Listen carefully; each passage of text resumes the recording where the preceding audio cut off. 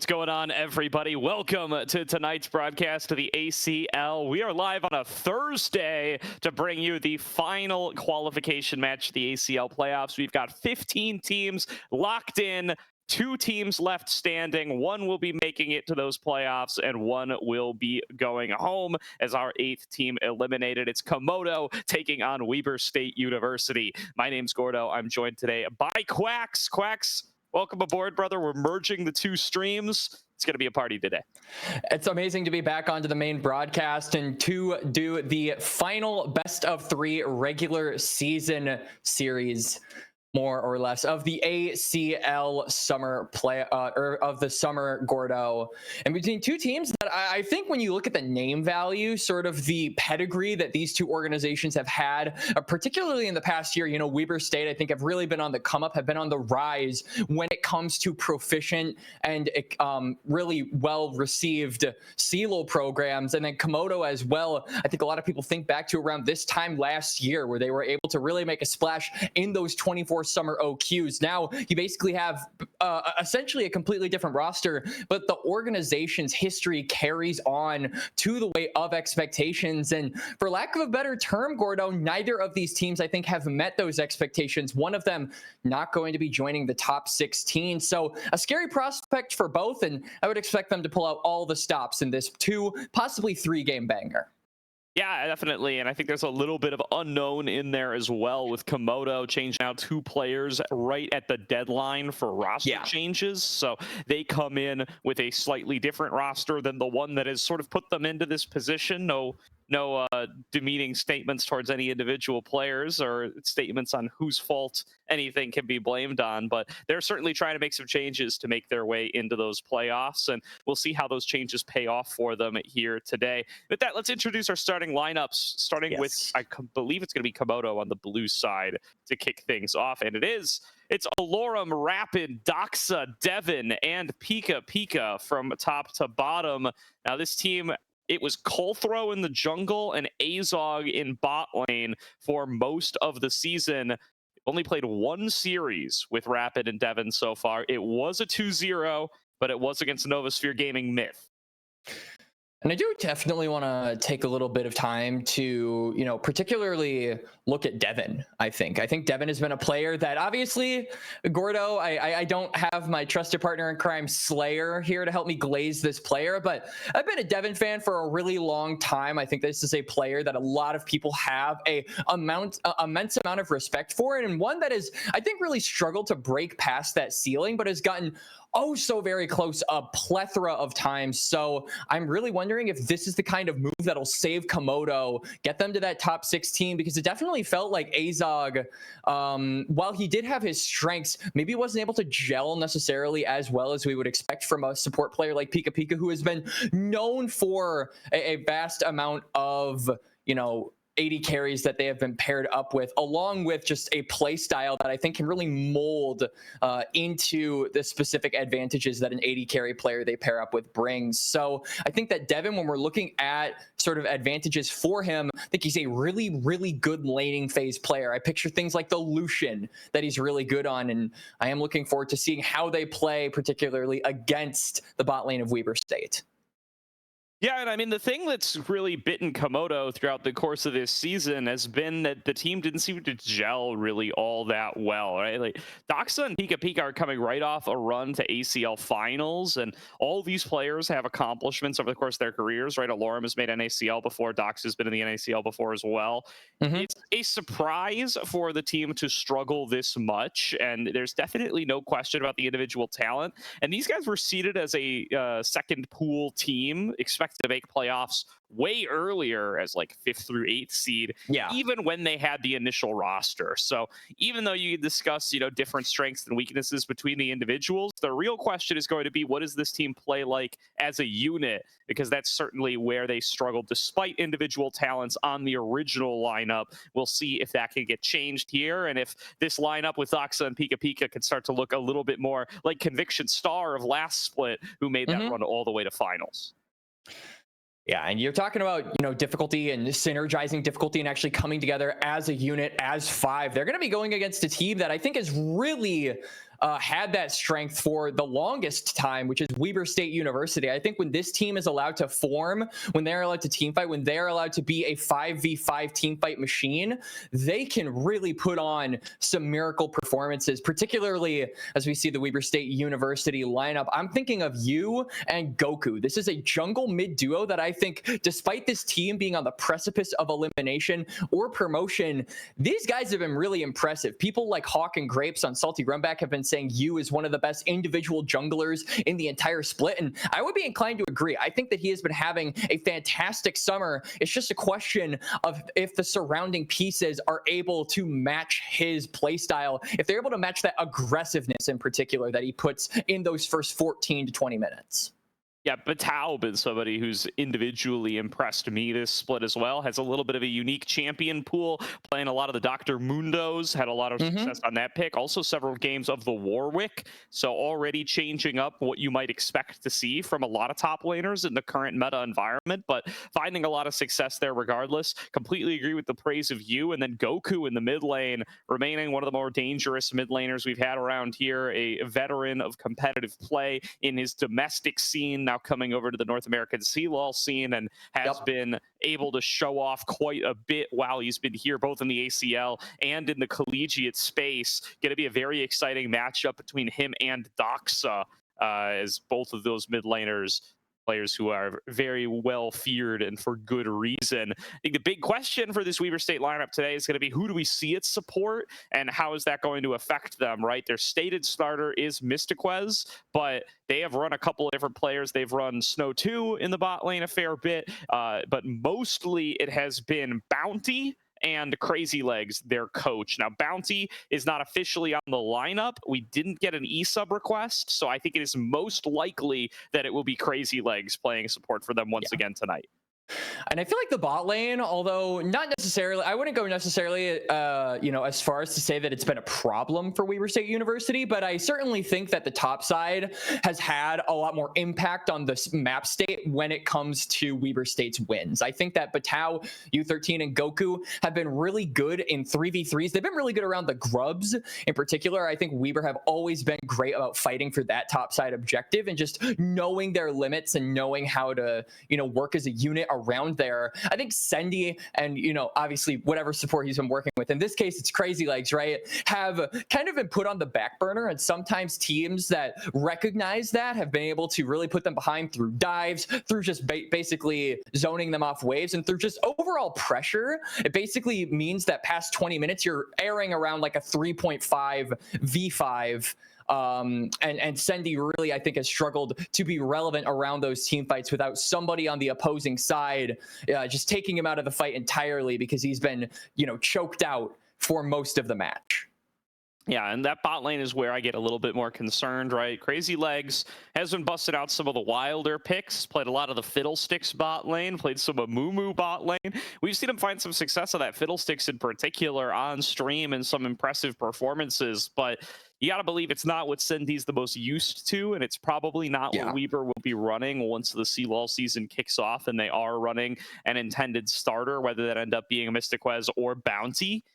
And how are they going to be able to perform against what is a new duo in Devin and Pika Pika, but two players who both have a lot of experience under their belts and have both made very, very deep runs in competitive scenes like this one, deep into OQs, deep into ACLs, and now are joining together as what we know would be a high-powered duo, what would have been a duo that got seeded very highly had they been there when we originally cast the ballots, whereas Sendy and Crazy Legs, had we cast the ballot for that duo, you definitely believe it would end up a little bit lower. So a bit of underdog status coming in for the Weber State bottom lane. We'll see if, mid jungle, definitely something that a lot of people see as a strong up mid for sure threat. And how well can they actually perform, given that Komodo's duo is still starting to gel together, both mid jungle and bot support?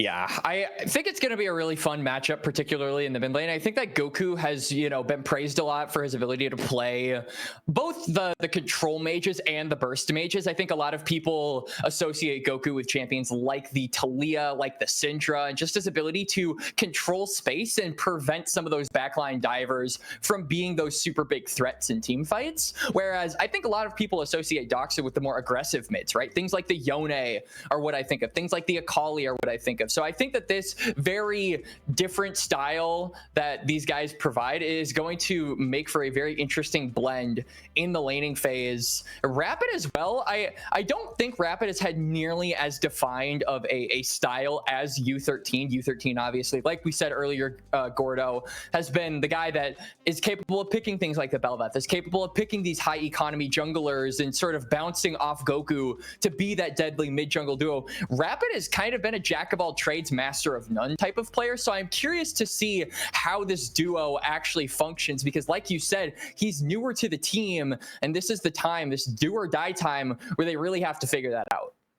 And we're getting word it's Mystiquez in the lobby. So this is going to be Mystiquez's first ACL game this split here with Weber in the do or die matchup. So I'm definitely very excited to see what he's going to be able to show us from the support position, and does eliminate, in my mind, some of those support pool question marks. I do know that Mystiquez certainly has put in a lot of reps on many different picks over a long career, does split his solo queue time between servers these days. So the question of how much high elo experience he's gotten might be a little bit up for question, but we will see how he's going to be able to perform coming in. And he is the intended starter that they registered with. So definitely a boon for Weber here if they've gotten that scrim time with him. Yunara going to be the first pick here for Devin right off the board to start things off, and Weber going to have to respond.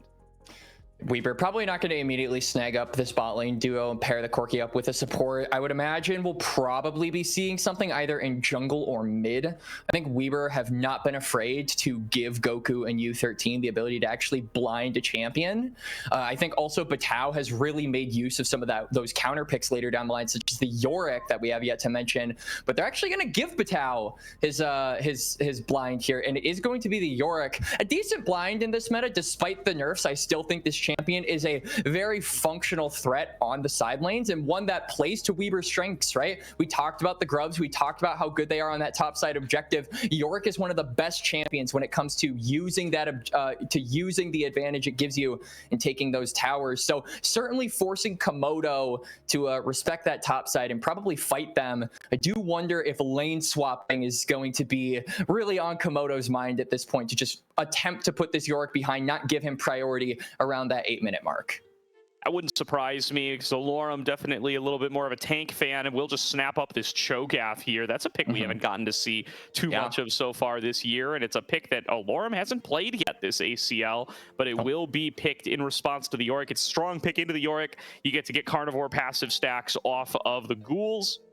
You get a little bit more healing and mana back that way, and can make that one-on-one a little bit more manageable. It's also fine in the 1 versus 2 if you do want to go for those lane swaps, like you said. So a solid defensive selection for Komodo as they look to scale in with their Yunara. Talia for Goku going to be the selection now facing this down. And notably, Weber getting a lot of champions, not only that they are comfortable on, but that Komodo have made a lot of picks of over the course of this season. So it's having the effect of really fearless pinching Komodo as the draft goes on as well, looking towards future games.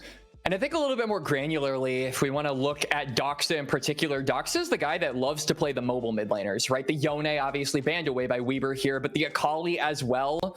I think Talia is a really good blind and something that Weber should absolutely go for. So really like the decision there to just snag up these solo laners, give you a bit of a better matchup in the jungle, possibly, as we are going to have to wait and see what Komodo want to pinch away from you. Is looking like the Xin Zhao. I would probably think Xin Zhao is going to be the immediate response here for Weber, as it was the Vi band away, and it's obviously just one of the best pairings with the Talia. I also just like it against Wukong. I think it's one of the best matchups for him, but they could also go something a little bit more magic damage heavy if they wanted to. I think, you know, Yu is no stranger to playing things like the Lilia. Zyra and Brand have risen a bit in priority ever since the buffs have come to them, but they're just going to stick to their guns. They're going to hover that Xin Zhao, most likely going to be locked in. Yep, will be snapped on up the nerfs, not dissuading too many folks from continuing to go for that pick in the jungle. This could do be it, Doxa Zoe. a Zoe from Doxa. That's really challenging Goku on his home turf here. I love it. I love it. Goku is the Zoe player out of these two, though we have gotten some sick Doxa Zoe games in the past as well. Very exciting that this ends up going Doxa's way all the way here in game number 1, making things spicy early. Rel and Alistair to round out the draft feel like not even worth discussing in the face of this Zoe. Yeah, I mean, it's engage, right? Both of these teams really needed that. Komodo less so, because you do have the Wukong, but I think Wukong is a champion that obviously needs that follow-up. So Rel, I think a really good pairing. It's just a question of if Rapid and Pika Pika can actually link up in those 5v5s, because Weaver as well have a ton of disengage, Gordo. They've got the Alistar, they've got the Crescent Guard, Talia as well. There's a bunch of tools that they can use to just simply shove Komodo away. And so I think the onus is on Komodo to be able to possibly fake out Weaver on those engages. Make them think you're going for an engage, and then, you know, look for a different angle. Flanks in particular, I think, could be a way that they circumvent the disengage strategy that Weaver might be going for. But besides the Alistar, I don't really love Weaver's ability to actually start up fights. Like, you do have the Headbutt Pulverize, you've got the Xin Zhao, but Xin Zhao, I feel like, is a champion, Gordo, that we've been proven isn't the most engaged. Like, this is a champion that people think has engaged, but then the moment he actually goes in, pops the Crescent Guard, knocks not as many people as he thought away, and then immediately dies. I can't tell you how many times that situation has happened, even at this level. So I do think that the decision making from Weber around this mid to late game, when you actually choose to go for exchanges, is going to be instrumental to them coming out with this series and getting a win. Yeah, I think that's definitely fair here, Quacks. And a big opportunity to get fights started can be made out of things like the Weaver's Wall or some sort of engage from Mr. Quez, as we brought up earlier. But could also just be looking to run some interference up against what Rel is trying to get off of engages on the side of Pika Pika. A little faint range advantage, you feel, with your ability to poke from this Talia and this Corki. Of course, the Zoe will be launching herself up there, but is still getting herself into a little bit of a vulnerable situation. The Yunara not quite as adept at firing away from range either. We'll see if the side laning ends up having a big difference, though, for Batao, as it doesn't feel like there's anybody super well set up to stand up against him once he starts scaling up a little bit more. If Alorum can get an advantage, could be something that he's tasked with, but feels like dangerous territory, especially if that Yorick starts to get rolling. He can really make life very difficult in the one-on-one side lane situations. And Alorum, I think this is actually a really poor counter from Komodo, because you look at Cho'Gath, I feel like this is a champion that wants to be roaming around with his teams, right? He wants to be feasting on the dragons in bot lane. He wants to be feasting on enemy champions. He doesn't want to be stuck, you know, with the appetizers, aka the minions, the ghouls, and, you know, occasionally the maiden. That can be like his creme brulee dessert, potentially. He wants to be getting around and joining up with his team and being that front line along with Rapid. So if he is constantly being stuck on, you know, prevent Patao from taking our entire base duty, then I think they're really not making good use and not really making good efficiency of this Cho'Gath. So we'll have to wait and see how that interaction pans out. But I totally agree with you, Gordo. I think that this is going to be a game that really starts to rev up around those 8 minutes. Those grubs are going to be a lock-on missile in the eyes of both of these teams. Yeah, definitely a big space to contest for grubs, and strong mid-game spiking compositions, it feels like, from both sides. Maybe a little bit more so Weber than Komodo. You can get into strong late-game situations with the Cho'Gath, with the Yunara, even the Zoe against some of the squishier targets could definitely be a big threat to blow up Goku or Sendi if they get caught ill prepared. So Weber, I want to see absolutely put some big priority towards getting those grubs, and honestly put some priority towards getting those early dragons as well. You've got Corki early. You can push the wave with Boss Bomb. You should be able to have some successful dueling situations. And you have the Xin Zhao while the Wukong is still pre-6. So I think a lot going for Weber here as they try to secure some of the earlier spawns, some objectives, and transfer that into a snowball that'll persist throughout the game. I think that's a game plan that makes a lot of sense for Weber's side, whereas Komodo, they can afford to play a little bit slower of a game.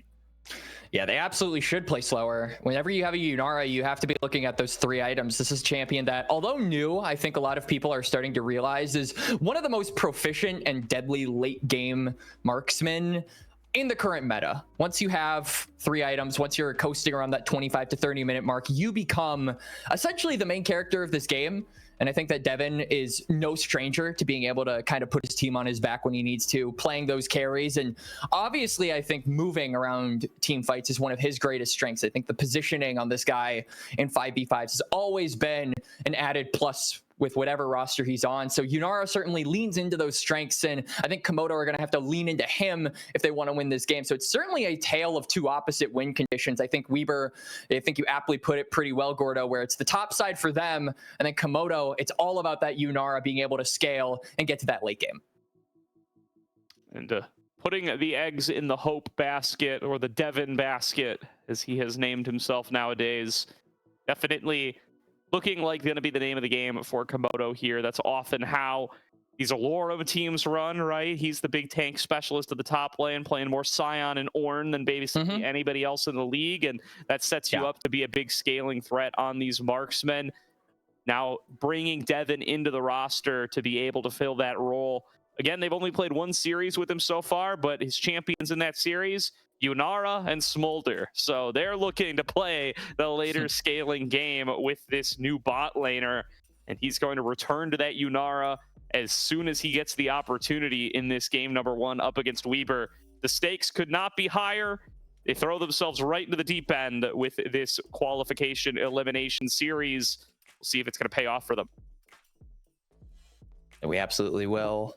I think the big thing, again, besides the win conditions that we have to look out for, is Doxa and Goku, 2 mid laners that have a bunch of pedigree to them. You mentioned it earlier, Gordo, but Goku, one of those players that has been around for a very long time, has made it to the highest highs in his own region, now comes here. It's one of the best players, certainly the leading, I would say, figure of Weber State that a lot of these people gravitate towards in terms of just getting around and behind this team.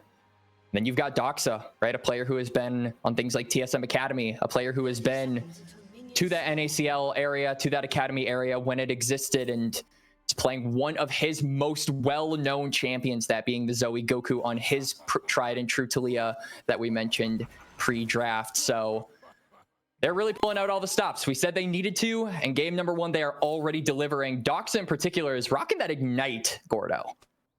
Yep. And the pause. There we go. Hey. Be able to get started soon. But Rel does not have a World Atlas. Huh. Custom game diff. Custom game diff. I do wonder if that's why we're paused.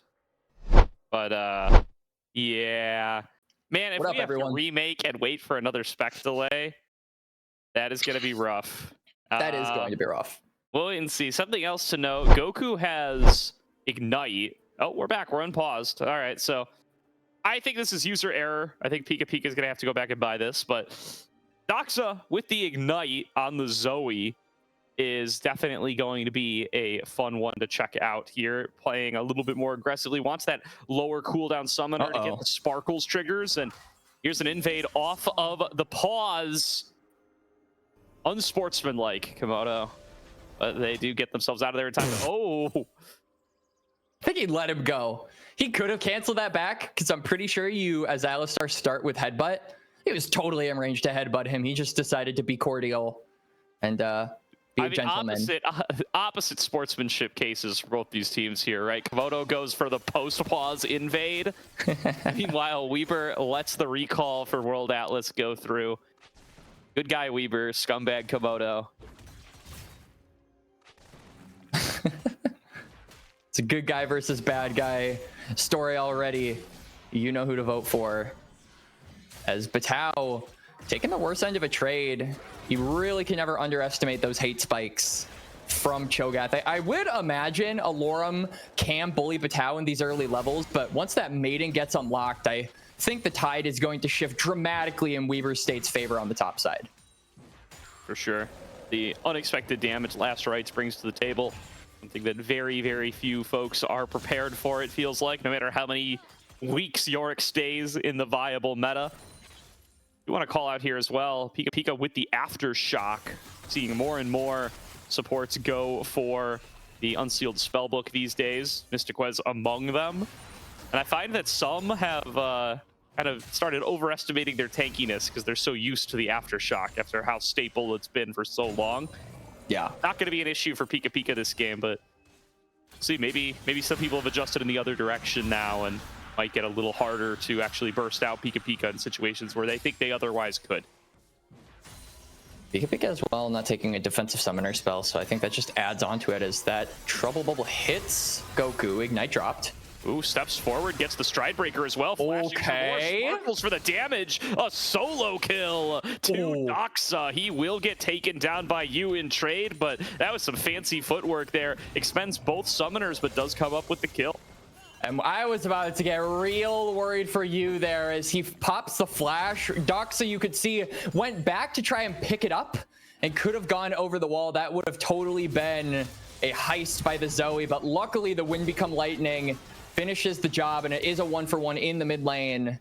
Goku still has that flash, so will have the ability to escape any potential ganks or unpleasantries caused by Rapid on this Wukong, who has finished up his full clear and is on that top side. Really nice stuff here. Alorum, a good push going on in top side as well. Just chowing down on these little ghouls. Ends up getting more health than he loses for the Last Rites procs coming off of Batao. And now going to be another look towards mid here from Rapid. Notably, Goku did not flash when he went down in that trade, so he still has that summoner available if any engages were to come, but Rapid's still going to cover anyway because Doxa doesn't have the summoner when Yu makes a return. Yu going to get a slightly delayed back due to going into the mid lane and, you know, helping secure that 1-for-1. So this will mean Rapid has a slight tempo advantage. You don't normally as Batao. Oh, flashing for more. Not quite able to get it. Will be a trade of flashes in the top lane. A recall forced out of Batao. And Alorum going to be able to crash this wave and get a nice, juicy reset off. Yeah, Yu probably kicking himself for having that delayed back, because I think that if he wasn't delayed, he might have been able to catch Alorum pushing that wave and possibly look to punish that over-aggressive movement from the Cho'Gath. But nonetheless, despite getting his back canceled, it should be Alorum just capable of getting on out, going back to lane. He's going to get it canceled again. Oh, there is that flash coming out of Goku. Shuffled back in is the clone. So Rapid is just fine. They will equalize the summoners in mid lane thanks to that. Good news for Doxa. Consistently been under pressure in the mid lane. It means that Goku can be a target for follow-ups as necessary. Yep. Roaming on up now is Sendy as they do look to start up this dragon for Weber. Might look to start it up. They might also just look to claim space around this bot side. Again, Komodo is a team that wants to make sure this Yunara is in a comfortable position, and I think it's up to Weaver to really just prevent that, make it difficult for Rapid to actually visit down on that side of the map. As Batao has level 6, Alorum's only level 5. Yeah, this is going to be a good trade for Batao. I don't think it'll be a kill, especially when Alorum decides to turn around and carnivorize the rest of these. But there's a face check from Pika Pika. Good interrupt from the crash down. Just beneficial timing there as Mystic West was going in for the headbutt combo. Had his own headbutt interrupted. by the hit. That's a massive wave. They have to be very careful about this if they go for this gank. Yeah, I don't think this is going to be too level 6 Alorum popped. does tick 6 though. Rapid still has not. They need to find the damage and fast. Patau's minions will take out Alorum, and they will make it a trade with the jungler. The prison from Batau, I think, also doing a lot of work in separating the top side of Komodo, allowing him to isolate Alorum without Rapid becoming too much of an issue. So they get the 1-for-1. The wave is also pushing in, so Alorum will be the one missing out on CS. This could be a kill. Doxa, huge damage. More wow. sparkles, and another solo kill to Zoe in the mid lane. Doxa showing who the real Zoe specialist is in this matchup. Yeah, he's saying Samakin, who gets another solo bolo in the mid lane. Goku on his signature champion is just withering in the face of the aspect of Twilight Doxa. Batau. We talked about Rapid being level 5. Yep. He's feeling it right now, forced out of the jungle. He certainly is. He also only has a Sheen. I feel like that item has really lost its luster over the past, year and a half. A lot of people would say Sheen was a big spike way back in like season 11 through 9. Recently, though, I feel like Sheen has just been one of the worst like mid-game components, especially when you compare it to stuff like Tunneler, Dirk. Really doesn't hold a candle to it. But now Weber really going to be concerned that they can't hold a candle to Doxa's Zoe, as both mid laners are fighting for priority just a few seconds ahead of these grubs, which, like we talked about, Gordo, should be the main focus of this game. I think that point on Sheen, well met. What building out of glowing moat does to an MF. Back when it built out of sapphire crystal, it was a little bit better, but no longer. Pika gonna get pushed a little back here, face to face with Mystiquez's Alistar. That's a Cyclone used in the river, stunned up by those rocks. Going to have to back on away now, as he's got U13 right in his face. Doxa going to return fire with as much damage as he's got, but those cooldowns, they're gonna take a little longer before he can get another rotation through. They will have to fall back through mid lane, and Rapid, having already used the ultimate and lower on health, does give you an opportunity to start off the grubbies. Pika and Mystiquez find each other. Mystiquez flashing away, trying to find an escape route out. Use the summoner heal as well, and all of that mobility, it will be enough to get Alistar to safety. Most importantly, though, Yu remains the only member on that top side. The only guy hitting the grubs is the Xin Zhao, so it should be secured for Weber. Doxa does have flash and might actually look to snag the last one, as Weber only got 2, but they will still get credit for the grubs. A major win, particularly for Batau, in being that side lane threat later down the line. And not only will this split up Komodo, but this should also give time for Sendy and Goku to, continue accelerating in this game, for the case of Goku to actually get back in this game because of how far behind he's been. Meanwhile, though, Sendy has actually quietly built up a 20 CS lead over Devin in the bot lane. We have not yet checked up on that, Gordo, but it is pretty relevant to the game, given how much heavy lifting we said the Yunara would have to do later on. It's just a stronger laning champion in the form of this Corki, and Sendy making good use of it. Crashdown comes through on a Mystiquez. He does pop the Unbreakable Will. This will keep him standing for a long time, but he is without summoners. Pushed back further and further, still at 300 HP. Sendy got a frontline for him. Saves a little bit of time with that barrier. But Doxa in from the flank will find the support. It's 2 more kills to Komodo. A downtown Doxa slam dunks onto the bot lane of Weber State. Picks one up for himself. Pika going to pick up the other one. Still, though, Goku going to return a little bit of fire, but overall, the Zoe not missing too much for that roam. The wave just crashed, and there were only a couple of minions, so a beautiful timer for the mid laner of Komodo, especially, looking around 60 to 90 seconds before this dragon. I think being able to just secure priority around these 2 lanes, being mid and bot, should be Komodo's #1 priority. It breaks the hold that Sendy and Mystiquez had over bottom lane as well. Yep. So many minions dying to that turret that it cuts the CS lead in half, basically. And 2 assists worth of gold into Devin's pockets will give him at least a fighting chance in any upcoming skirmish. He finishes the Heartbound Axe. He's got himself attack speed boots, and all in all, that's actually pretty comparable to what Sendy's got for himself with the Phage. should be able to be competitive here. As this next dragon is spawning up, this would be the third objective for Weber towards their feats of strength and would make everything come on down to first turret. And they like those odds, given that they got the grubs and they have a Yorick, so major win for them if they're able to secure this dragon. But Komodo are first there, and Sendy might be caught. Magnet Storm on to Sendy. A huge error. Can he get out of here in time? Hope gonna slow him with the laser, and Doxa is there to claim the kill again. A killing spree to the Komodo mid laner. Advancing forward now, looking for Mystic Quest. Hope will be able to cut him down. You going to have to give up on the play. Flashes back under his turret, and this dragon is all Komodo. It absolutely is, and another beautiful roam from Doxa. Less impactful than the other one that we saw just a minute ago, but he still manages to pick up another kill. He sleeps up Mystiquez and allows for more pressure to be put onto the map for Komodo on that bot side. This may not seem like they're giving a ton of that gold over to the Yunara, but at the end of the day, they're freeing up the Yunara from having to deal with Sendy. Over the past minute to 2 minutes, Sendy really hasn't been able to lane on this Corki, and so Devin has quietly, you know, shrunk somewhat that gold lead, that CS difference that the 280 carries had.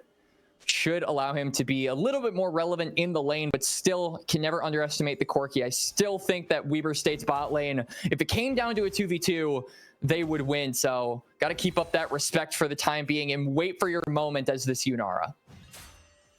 Absolutely here. And Devin now off to the races on this Yunara, rejoining his teammates from Conviction Star and finding quite a bit of success. Was a substitute on that team and really looking like he might as well have been the starter, as he is having a pretty solid comeback in this game thanks to a little bit of assistance from Rapid and Doxa. Alarm clearing out these top waves and going to be opening up a little bit of a window for Batao to move around, but I just don't see what he does with the mid wave being the way that it is. Going to be about a minute and a half until that Rift Herald's going to be available, and Batao actually going to TP bot lane as they go for the lane swap looking for this Herald. It's a little bit late, so I'm not sure what value this swap provides, given that plates are about to drop. But yeah, honestly, unless Weber are really hellbent on securing this Herald, I don't see the reason, as Hope is actually going to pop his ultimate to get out of there as Batao catches him in the prison. It's a bit of an awkward moment, awkward timer for Weber, so I'm interested to see what they actually do with this. As Goku, oh no. Yeah, just kind of finds himself with a Cho'Gath right in his face. No. What a silence from Alorum. The feast isn't quite enough. Goku's creating the space, but Rapid makes it an even less fair fight than it was and will be able to close out the kill. Goku off to a 0-3 start as this big leader on Weber. This is not how they want their early games to play out, and it's making their game plan just crumble to pieces. And on his best champion as well. I feel like it wouldn't matter if we were in a regular draft setting here, Gordo, but this is Fearless. You're not going to get another crack at Talia, so losing your best champion, losing on your best champion in game number 1 could have some dire consequences for Weber as the series goes on. But still, right now, they really are struggling to come together. They're going to try and look for this Herald. Due to that swap, they have a good amount of priority. But Komodo, not without their ability to respond.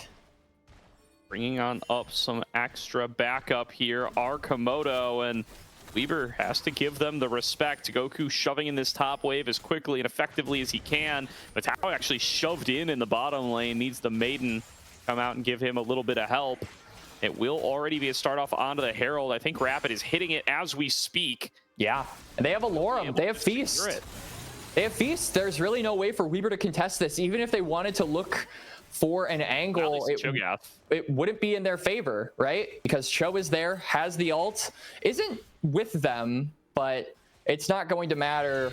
Weber were scared off, and they are not going to get their courage at the last second That Herald goes the way of Komodo, and Mystiquez just forgets why they weren't engaging in the first place. They are still there after just a moment away. So Alorum will be able to get that feast kill.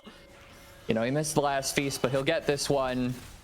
Gets that redemption as Alorum now just does not care. They're going to pop the Herald to take the tower aggro, so this could just be a kill onto Goku. He has Weaver as well in a couple of seconds. Yeah, Yu is here for the backup. They will choose to get the turret. There was a moment, you could see it in Pika's eyes, where he's like, am I supposed to turn this Rift Herald and use it for the knockout? Decides not to. Oh, Rapid. Friend.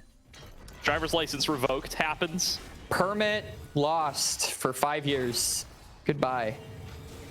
As that's harsh. That's harsher than any DMV I've ever seen. I think there's a way. I forget. There's like one specific thing that can like actually screw you. I think it's like not stopping for a school bus or something like that. That can like actually screw you over. As Doxa is just screwing over all of Weber State. We haven't checked up on the Zoe in a little bit, as I feel like the main focus has been on Alorum getting those feast stacks, taking that turret, and playing around Rapid, who has, you know, 7 out of 9 KP. But this Zoe is just still so unbelievably strong. Has the book as well. Yeah, getting on top of Pika. Pika's just going to send it onto Goku, who does manage to shuffle him away. A little bit of a messy start to the fight for Komodo. Devin taking a lot of damage. You going to get in there to get a little bit of damage through before he falls. But Rapid with a massive cyclone will be shut down by Goku as they look for the re-engage. Bubble. The trouble bubble, and it's going to connect at max range. Sendy at just a sliver of HP. Mystiquez in the same territory. Batao TPing into lane, looking for a deep flank, and Goku looking to disrupt some recalls with the Weaver's Wall in the same breath. They will find Mystiquez. He goes down. Batao flashing for Devin. Gets a little bit of a slow, and one more last rights to put him in the dirt. Goku still here for the backup, but there's 2 more dragons coming in on the side. Shuffled back by Goku. Good timing on the portal skip. Doxa nearly goes down. Those last rights hurt so damn much, but they can't finish off the kill. It will be an escape for Doxa. It'll be an escape for Pika as well, and at the end of the day, it's just bodies dropping on both sides. Oh no, Doxa, don't do it to him. Oh no, no! Goku gets it. Now can they get Goku out of here? Nope, crushing blow. That's a long stick from Rapid, and he will beat you with it. Komodo makes it a 1-for-1 mid laner for mid laner, but that's shutdown gold, and Magi stacks off of Doxa. You'll take that if you're Weaver. Rapid gonna end that exchange with a bonk to the head on top of Goku. It's a messy fight. I agree with your word choice there, Gordo, as the fight started. Devin was really in a compromising position at the start in that pit. So while it wasn't necessarily the best, I would say, start for Komodo, I would say they're the ones that end up winning out in the exchanges. They should be able to get back onto the map sooner. That bot wave should be pushing, and they'll be able to claim this bot side river and likely take this dragon. So just continuing that train of being aggressive, looking for these trades, even when they're not the prettiest, they still are able to, at the very least, find something in the chaos. This dragon will also determine who gets feats. Yep. First turret to go to Weaver, first 3 kills to Komodo. So a little bit extra to play for as we look to break the tie on the dragons. Seems like this is all Komodo's, though. They've got 3 members already on it. Weaver just a little bit slow on the come up. Will they be able to get onto Pika here to make somewhat of a trade occur? Docs are going to be able here to put you to sleep. He's going to get woken up in pretty short order, and they just blow Pika up. Now, what about the follow-up fight? Diving forward on towards Devin. Dragon already goes down. Rapid getting involved. Gets the Cyclone on across. It will trade for you, but they do manage to finish off Devin for it, and Goku makes it a double kill as another rock connects onto Devin, make it a triple. Goku about to shuffle back Doxa, and Goku is back, baby. Super Saiyan achieved. A quadra kill out of nowhere to the Weaver mid laner. It's over 9,000. Get all of your Goku Dragon Ball memes, put them up in the chat. The mid laner for Weaver is down, but he was never out. A quadra for Goku. He even made the fail flash look cool because he still got the kill onto Doxa. It'll be a massive amount of gold given over to Talia after this Otacon. He should reset and likely will just get like an item and a half off of all of that gold acquired for him. And not only is Goku back, but Weaver as a whole might also be back. They get a ton of stuff when they win that fight. And I think now should have the potential to challenge Komodo ahead of these next couple of minutes. So there won't necessarily be an objective that calls the attention of either of these two teams for the next few minutes. Baron won't be up in about 3.5. Dragon on a almost identical timer. So really no rush for either of these teams to be chomping at the bit looking for fights. I mean, call that Dragon Krillin, Quacks, because it dies and Goku turns the whole game on its head for Weaver. What a performance in that fight. And the game is completely swapped up now. Weaver at a gold advantage. That Dragon did go over to Komodo. It does secure them feats, but a game that looked like it was very quickly slipping away now made all the closer. And this is going to be quite the battle. Determine who is going to be able to pick up the rest of these upcoming objectives here. It's going to be 3 minutes, and the Baron and Dragon number 4 will spawn about simultaneously. Yep. But map control looking much better for Weaver than it was before, and they're trying to extend their vision line up on this top side. The big thing I think they really want to go for is that top lane tower. Ooh, Rapid. The Pika is about to get that Magnet Storm back up, but just doesn't really have an angle. This might be it, though. Yeah, good move by Mystic Quest to block, but will it? There it is. Absolutely not. Magnet Storm finds its way on towards Goku, and he will be shut down. You not long for this world either. Rapid bonks him, and it is a 2-for-0 off that engage. And really, it all comes back to Doxa connecting that Sleepy Trouble Bubble. Everybody has to react, and they just can't get into a viable position in face of the Magnet Storm. And I love what they're doing after getting those kills. They're pushing into the top lane, trying to make it a 1-for-1 trade of the turrets, because Batao knocks down that bot lane. Overall, though, I think it was probably just a massive overplay there from Weaver. They were in a 3v4 situation. Sendy really wasn't around. You didn't have your Corki, who, despite being 0-2, now has that man immune. So 2-item Corki, still capable of dishing out a bunch of damage. You don't have that, don't really have the angle to look for a fight, and you just overplay your hand and you get punished for it. Komodo still showing that they got some bark and bite left in this game after Weaver made a very big statement in the bot lane just a couple of minutes prior.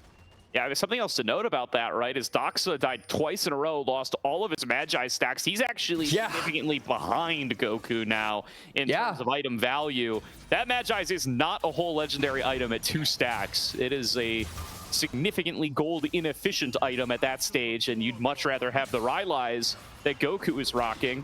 Rest of their itemization pretty close to identical. Very good stuff for Goku here to be able to collapse that advantage. And Batao still doing a really solid job in these side lanes too. You can see he's kind of gotten to scale up on the Yorick. He's 2 items deep, and there's nothing Alorum can really do to stop him from just taking inner turrets in his face.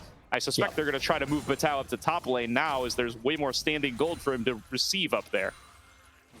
It's just a good way to make sure that Komodo can't really put a threat on this top side. Dox is going to be the one pushing in that wave, but he's the only solo laner, I should say, that doesn't have teleport. So he's going to kind of be forced to be expedient with that. Batao doesn't necessarily need to do that, right? He has teleport. He has the ability to immediately join up in that fight. And so I do think that Weaver being able to play the 4-1, sort of balance out the dragon pressure along with the side lane pressure, is a thing that they should be taking advantage of, and certainly something that they are doing at the moment, as that top side tower is still up.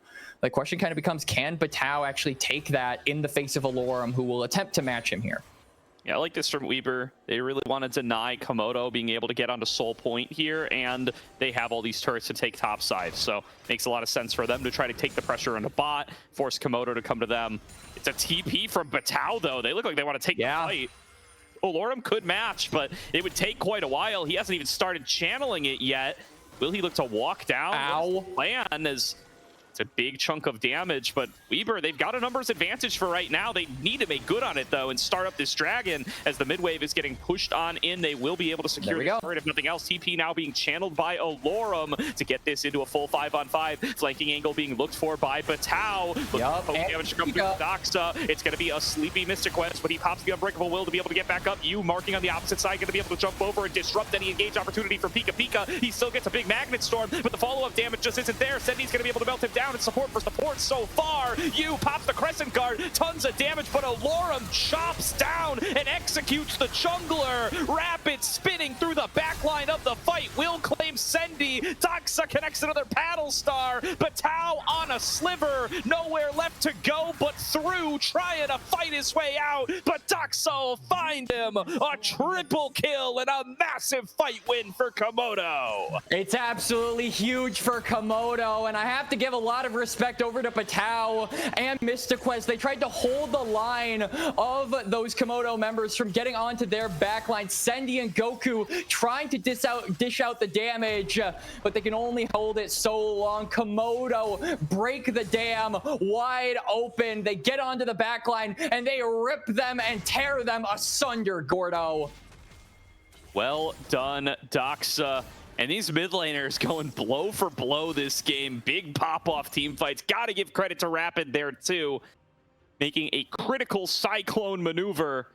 Looked like you might have created the space, might have put himself in a position to win the fight for the team by isolating two into the pit. Laura just devours him. And he's out of the fight in an instant. I mean, Alorum now is able to really just roam around the map. If he's constantly matching TPs with Batau, then it's, I think, really difficult for this Yorick to have that split pushing advantage, because Yorick will always be there to clear the wave. At this point, I think he's too tanky for Batau to actually do anything against. Batau is opting more so for a Bruiser-esque build instead of maybe going for some armor shred. I know some Yoricks like to go things like Cyril does, but he opts to forsake that in favor of just being a little bit more tanky for his team. And I mean, team fights are not Yorick's forte, right? It's split pushing, and he's not really able to be successful in that. Feels really difficult for the top laner of Weber to actually have a condition for himself to be relevant when this Yorick is, or this Cho'Gath is constantly able to match him in sides. This is a catch on Pika Pika. They don't have vision on everybody though, so they're probably not going to chase it too far. Batau trying to reestablish the split push. See what he can do in the side lanes. Rapid is here though. Really question is, if Rapid shows, what can Weaver do? Can they snap and engage off? The real only option for that is Mystiquez.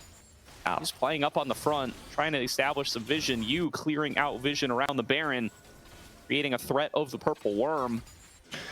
And now Devin is way more relevant. I mean, look at him. He has 3 items. That's the Yunara power spike. That's the break point for this AD carry. And so you could see Komodo, I think, probably recognize it too. Look at how aggressive and forward they are playing. Now they might just get Goku. Oh, another snag from Pika Pika. And Goku just learning that that Weaver's Wall is not the reliable escape against this Komodo team that you might hope it is. Alorum feasts on Batau, and that is another solo kill to him on the Cho'Gath. A disaster in the side lane for Weaver, and now they've got no play anywhere. That Baron is up. Yu is also there, so the jungler for Weaver could look to steal this, but it does seem like a tough thing for them to accomplish, especially with Alorum having that teleport. Oh, right over the wall, snap engage onto you from Pika Pika, and it will be picking off this Xin-Zhao. Flashes out the safety, actually. The Baron resetting. Was it all a bait all along? More flashes coming on through, but there's the slows. There's the Cyclone. Devin lines them up for Rapid to knock down. An ace to Komodo as they finish what they started in the side lanes. And there's the Yunara damage, plain, simple, and clear for all to see. Devin has scaled on this champion. Komodo have scaled in this game. Baron will be secured. Soul is in less than a minute. All of the cards are in favor of Komodo, and Weaver are crumbling in the late game, Gordo. And despite a moment where they got themselves back above water, Weber continued to drown across the board in this game number one. Just didn't get off to the start that they wanted and have not been able to reestablish themselves the way that they thought that they had a moment to do. Doxa remains incredibly strong. That Magi's that was at 2 stacks earlier, now fully loaded with names and faces. I feel like a story could be told with the Magi stacks. Like literally, you could put up like a Twitter post to be like a story in 3 parts. Doxa with second item Magi's, Doxa with 2 stacks on said Magi's. 5 to 10 minutes later, Doxa with 25 and a death cap, and he's 9-3. Yeah, that's basically an allegory for how this game has gone so far. But one thing is clear, it's in Komodo's favor, baby. Looking just to get one more dragon for the soul, one more objective. Could close things out. Not playing too aggressively with this Baron buff at the moment. Taking their time, scaling up, getting their purchases through, and 2 carries are in the side lane down bottom here. Nobody answering them really. Goku's been forced back. Can't step into these 2, and I don't know if Sendi is going to make it too much easier. Going to use whatever tools they have at their disposal. They're going to see if they can make a pick onto Alorum here, but this is a tanky boy, and he might just chow down on one of the 2 of them if they aren't. All right, let's see it. Dark Souls Raid boss. It can get done. Pika Pika coming on through. Goes in for the Magnet Storm. Doesn't connect it, but Patau is doomed. Health bar's gotten too low. Alorum was ready for it. Yep. Elden Ring boss right here. Alorum, honestly, he doesn't even need to get the kill, but he wants the kill. Never mind. Never mind.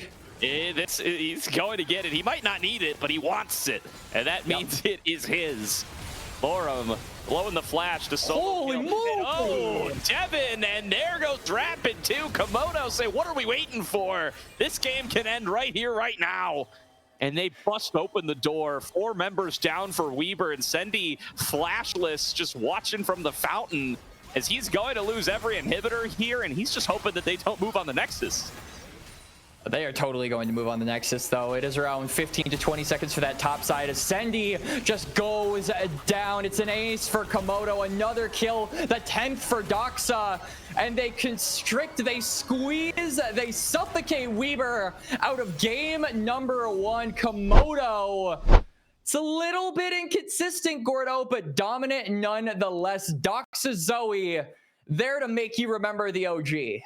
That's the Doxa diff right there. What a performance in game number 1 from him, and a great performance from Rapid as well. Very impressive stuff from that mid-jungle duo. We talked about whether or not they're going to be able to hit their stride and how much of a wall they're up against in the form of U13 and Goku. A lot of hype between those 2, but they win that matchup hard in game number 1. Nearly a comeback for a little bit there around the 20-minute mark, but nothing that Weber were able to hold on to. Komodo just hit the ground running, and they do not stop.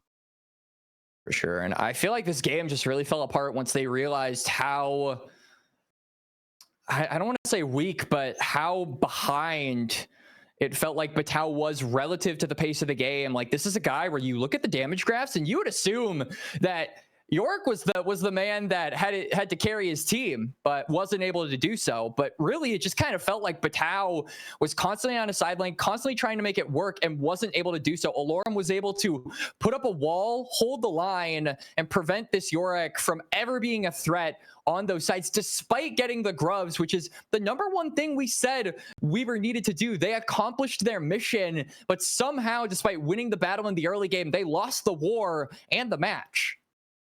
Yeah, and I think you were really onto something earlier when you called out how dangerous it is for Goku to be losing on his best champ in game number 1. Not only is he losing on his best champ, he's losing on his best champ to his pocket champ. So now both are off the board coming in for the rest of the series. The gauntlet's been thrown down by Doxa, and we're going to have to see Goku respond in turn if Weber are going to have a good shot at the rest of this series. Definitely our eyes are on mid lane, because that was certainly the most prominent matchup, I would say, in this game. Even though Goku had a really rough early game, he got that quadra kill, and that little glimmer of hope you see on the gold graph around the 21 to 24 minute mark was largely in part to the Talia. But then you saw it was Doxa again getting advantages, getting picks. It was also Devin getting that 3-item power spike. All of the pieces began to form for Komodo. I think Weber need to be a bit more proactive in the early game. Particularly, I really want to see you be a little bit more willing to go for those risky plays, being a little bit more willing to scrap in the earlier stages of the match, because the Xin Zhao didn't have a lot to do early on, Gordo. Really, I think the most prominent thing he was involved in were those grubs, and that wasn't even really a fight. That was more like just a war of attrition, basically. Yeah, absolutely here. So we're going to have to see if they can turn things around in game number 2, what Weber can show us in the second draft now that they've got their starting support back into the lineup. We're going to throw it to a quick break here, but when we get back, we will have game number 2. First things first, do want to shout out Zen Market, your one-stop solution rather, for buying products directly from Japan. They'll help you buy items from over 10,000 shops, as well as place bids on auctions on your behalf. They'll even consolidate all your items safely into one box and can ship internationally. They provide excellent customer service in 19 languages, which is why Zen Market is trusted by over 2 million users worldwide. Check out the panel below the stream or click the link in chat to try them out now. If you sign up with promo code Aegis, you will get 1,000 yen off your first international shipping fee. In addition, check out the special viewer giveaway by typing !giveaway in the chat for your chance to win a Nintendo 64. Thank you once again to Zen Market for sponsoring Aegis and the ACL. We'll see everybody after the break. 日本限定あ全マーケット伝わった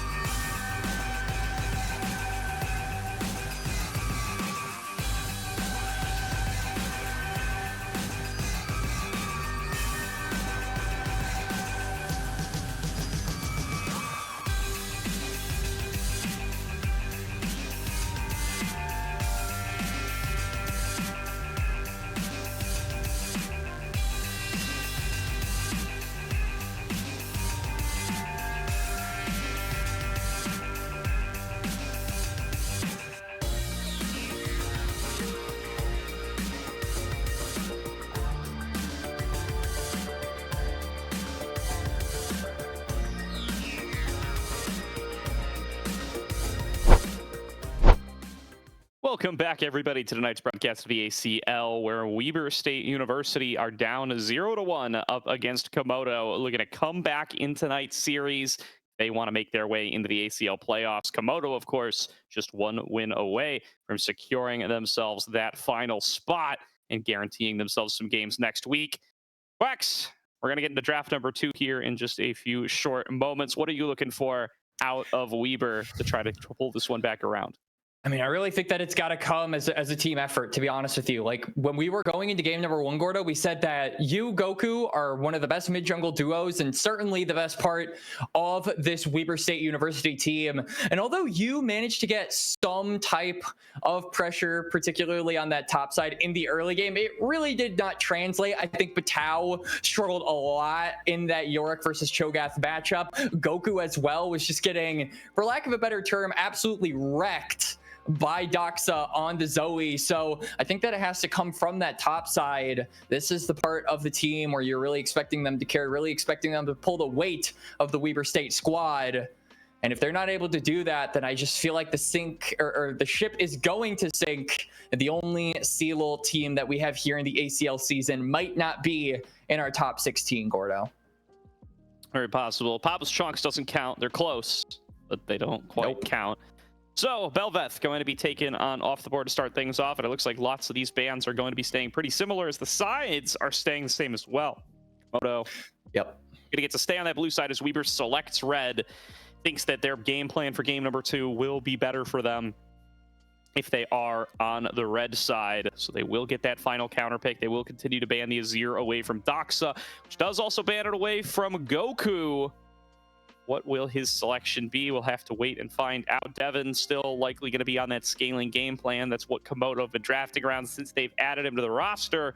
And it might just be an early slam of the Scion for Alorum. Can't go wrong there. This is a bit of a dangerous blind because Weber now have the opportunity to maybe go something like a Trundle. If they're shoehorned into that, though, I think that it might not all be bad for Komodo. Trundle, a champion that has been significantly nerfed between now and last patch, I don't think has that same level of dominance that he did in the previous patch. So would certainly be putting Weber on a jungler that is no longer, you know, like S/Z tier and is more coasting around that like bottom of A tier, but still is something that Scion doesn't want to have to deal with, especially if he is the only frontline that Komodo are going to be drafting. If we are going to be seeing, you know, Pika Pika on something more akin to like an Enchantress, then you really got to start worrying about potential counters from the Weber State jungler, as the Weber State top laner going to lock in the Aatrox, which is a decent matchup, but they're just going to be better safe than sorry and pair it up with that Trundle, Gordo. Yeah, going for the Trundle is good tech up against those tanks when you know you're facing off against one of them. Good against the Scion in particular as well, because you can stop engages with the pillar. Very funny. And yeah, a little bit of a psychological advantage there as well. Plus the Aatrox good into the matchup too, and a favorite of Batao's, played more than anything else so far this season with 3 games on it already. That and the Dr. Mundo tied for the most played. Oh, there it is. There's Nocturne Ori. So Komodo looking for some good, reliable engage. That's interesting to see up against a first rotation Aatrox Trundle, though. These guys are going to be a little beefy for that kind of thing.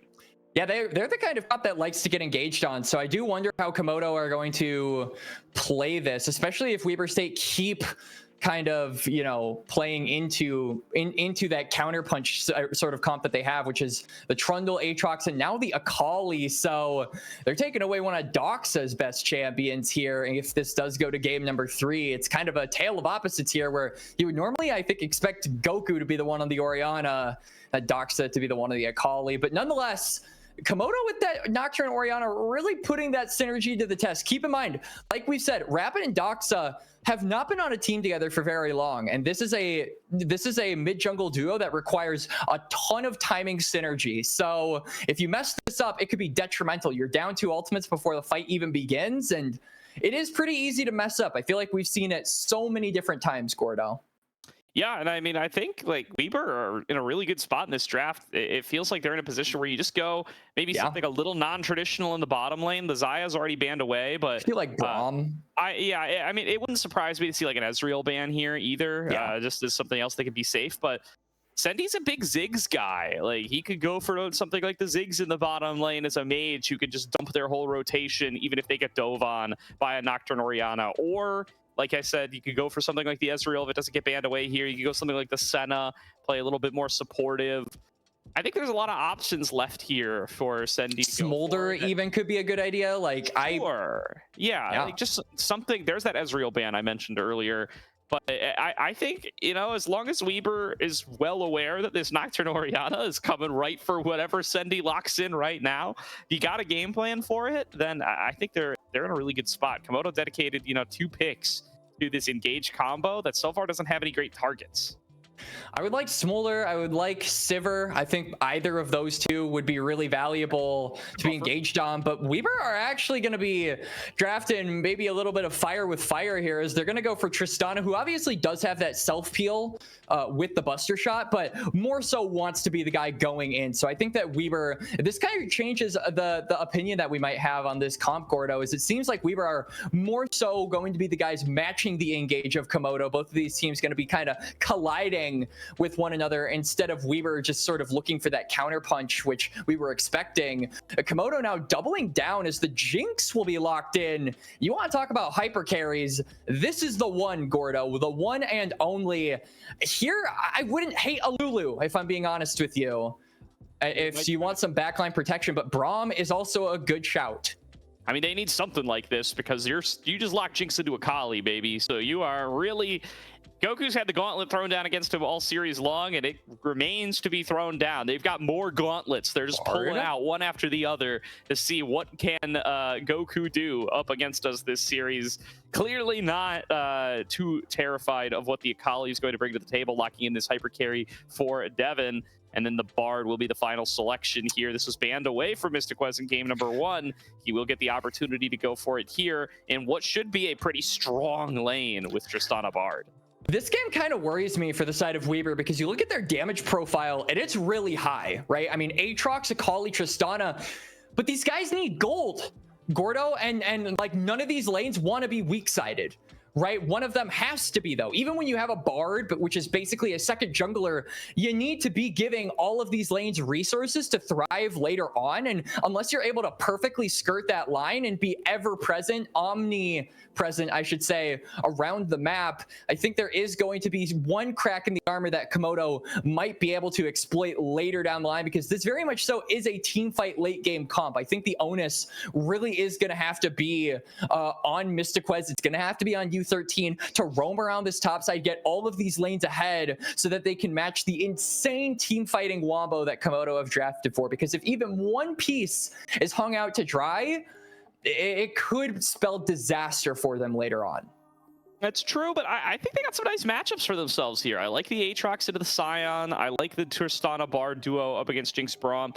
Akali going to struggle a little bit before she gets to level 6, but I don't think Orianna's got the most kill pressure in the world. And the jungler's Nocturne, who also wants to, you know, power farm to 6 more so than he wants to get in early. Getting behind people with Unspeakable Horror is not the easiest thing in the world. Yeah. You can't really insect people on the Nocturne too easily. So I certainly think that Weber, if they are tracking the Nocturne somewhat well, they should be able to, you know, play with their brains on and avoid some of this pressure and get themselves some earlier leads with the matchups they've drafted, especially if you is able to find some good early opportunities, perhaps even an invading opportunity off of one of these pushing side lanes. Get in there, disrupt what Rapid's going for. The Trundle into Nocturne, a very, very good matchup there with what Chomp is going to bring for him.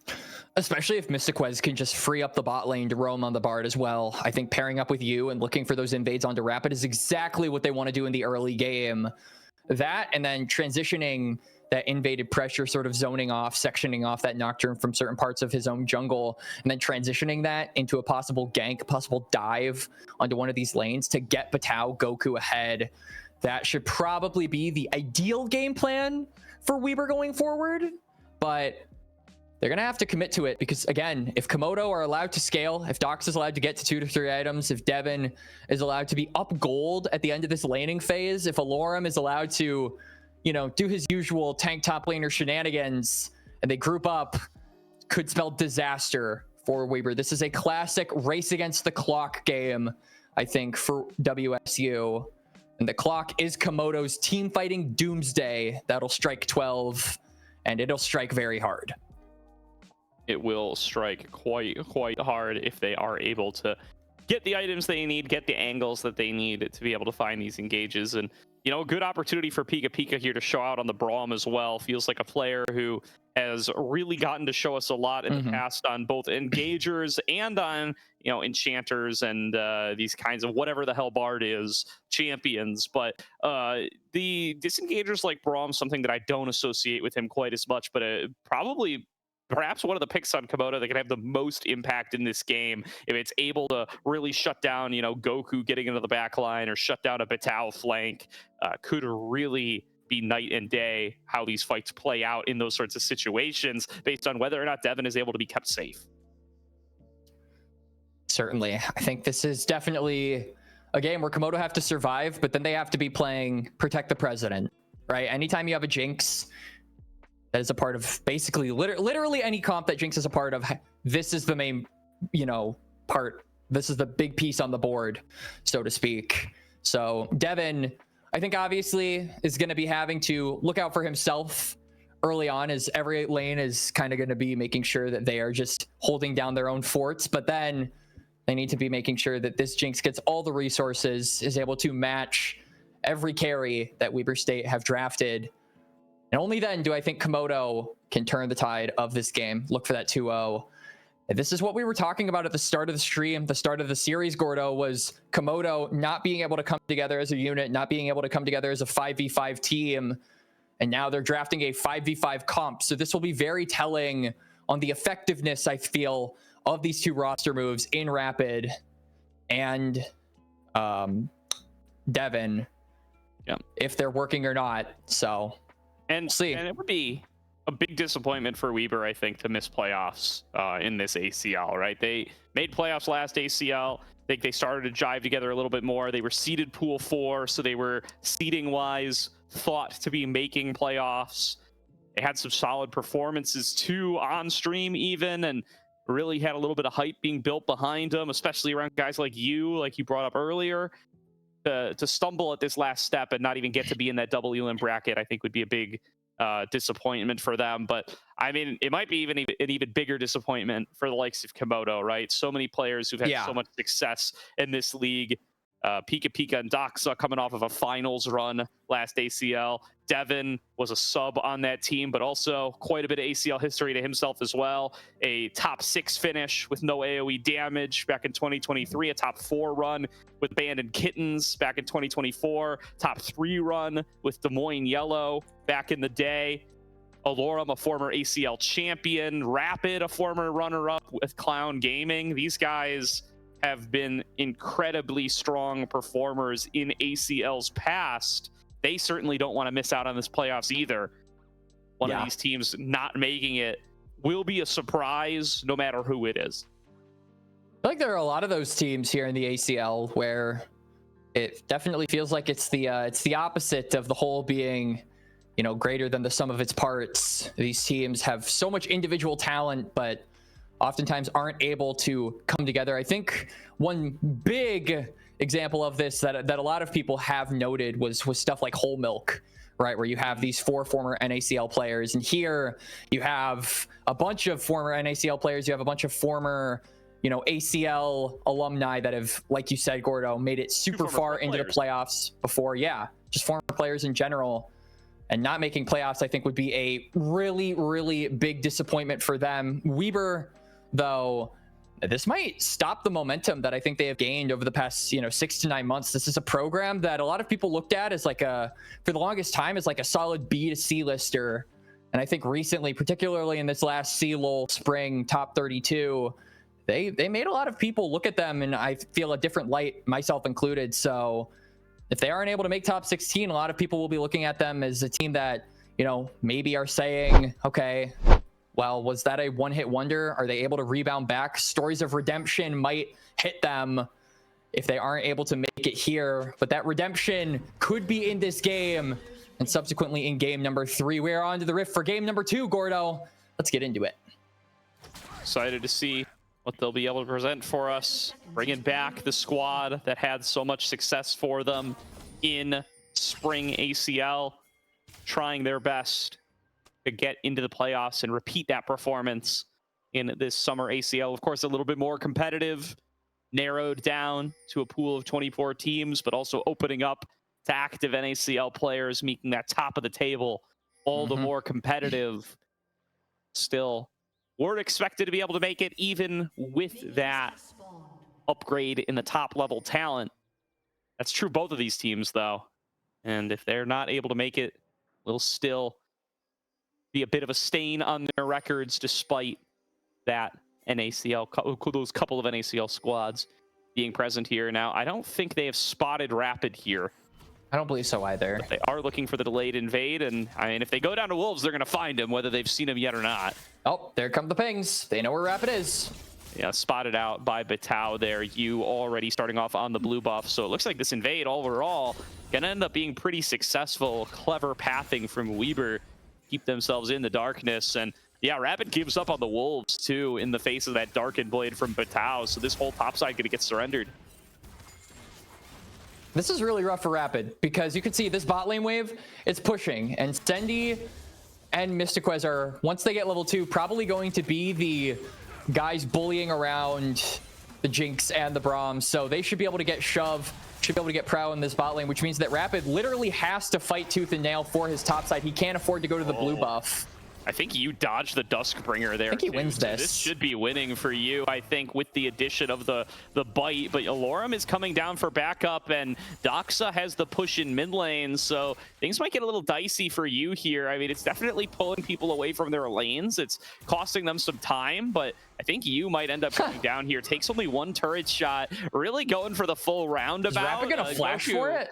I mean, Goku's having a party in the mid lane, but yeah, it doesn't look like they're going to be able to gain too much. I actually think he's stayed hidden. Nope, gets found by Rapid. Fights breaking out in the bottom lane. Sendy and Mystiquez keeping targets low. They're still chasing him. Killed you. He's going there we down, go. and it's first blood to Doxa. It's a good kill to give over to Doxa, to be honest with you, because he did lose a decent amount of resources. Oh. Sendy, jeez, that flash was a bit much, my friend, but he gets the kill, and Hope will drop. Well done to the bottom lane duo. Good stun found by Mystiquez to set that up. I think it was actually probably a calculated flash there from Sendy. I know I'm playing devil's advocate a little bit here, as I do agree with you, it might have been a bit much, but probably was anticipating that Devin flashes, and then he's just able to close the gap with the autos. Gets that kill, nonetheless, shoves in that bot wave, gets a reset. Really good start for the Weber State bot lane.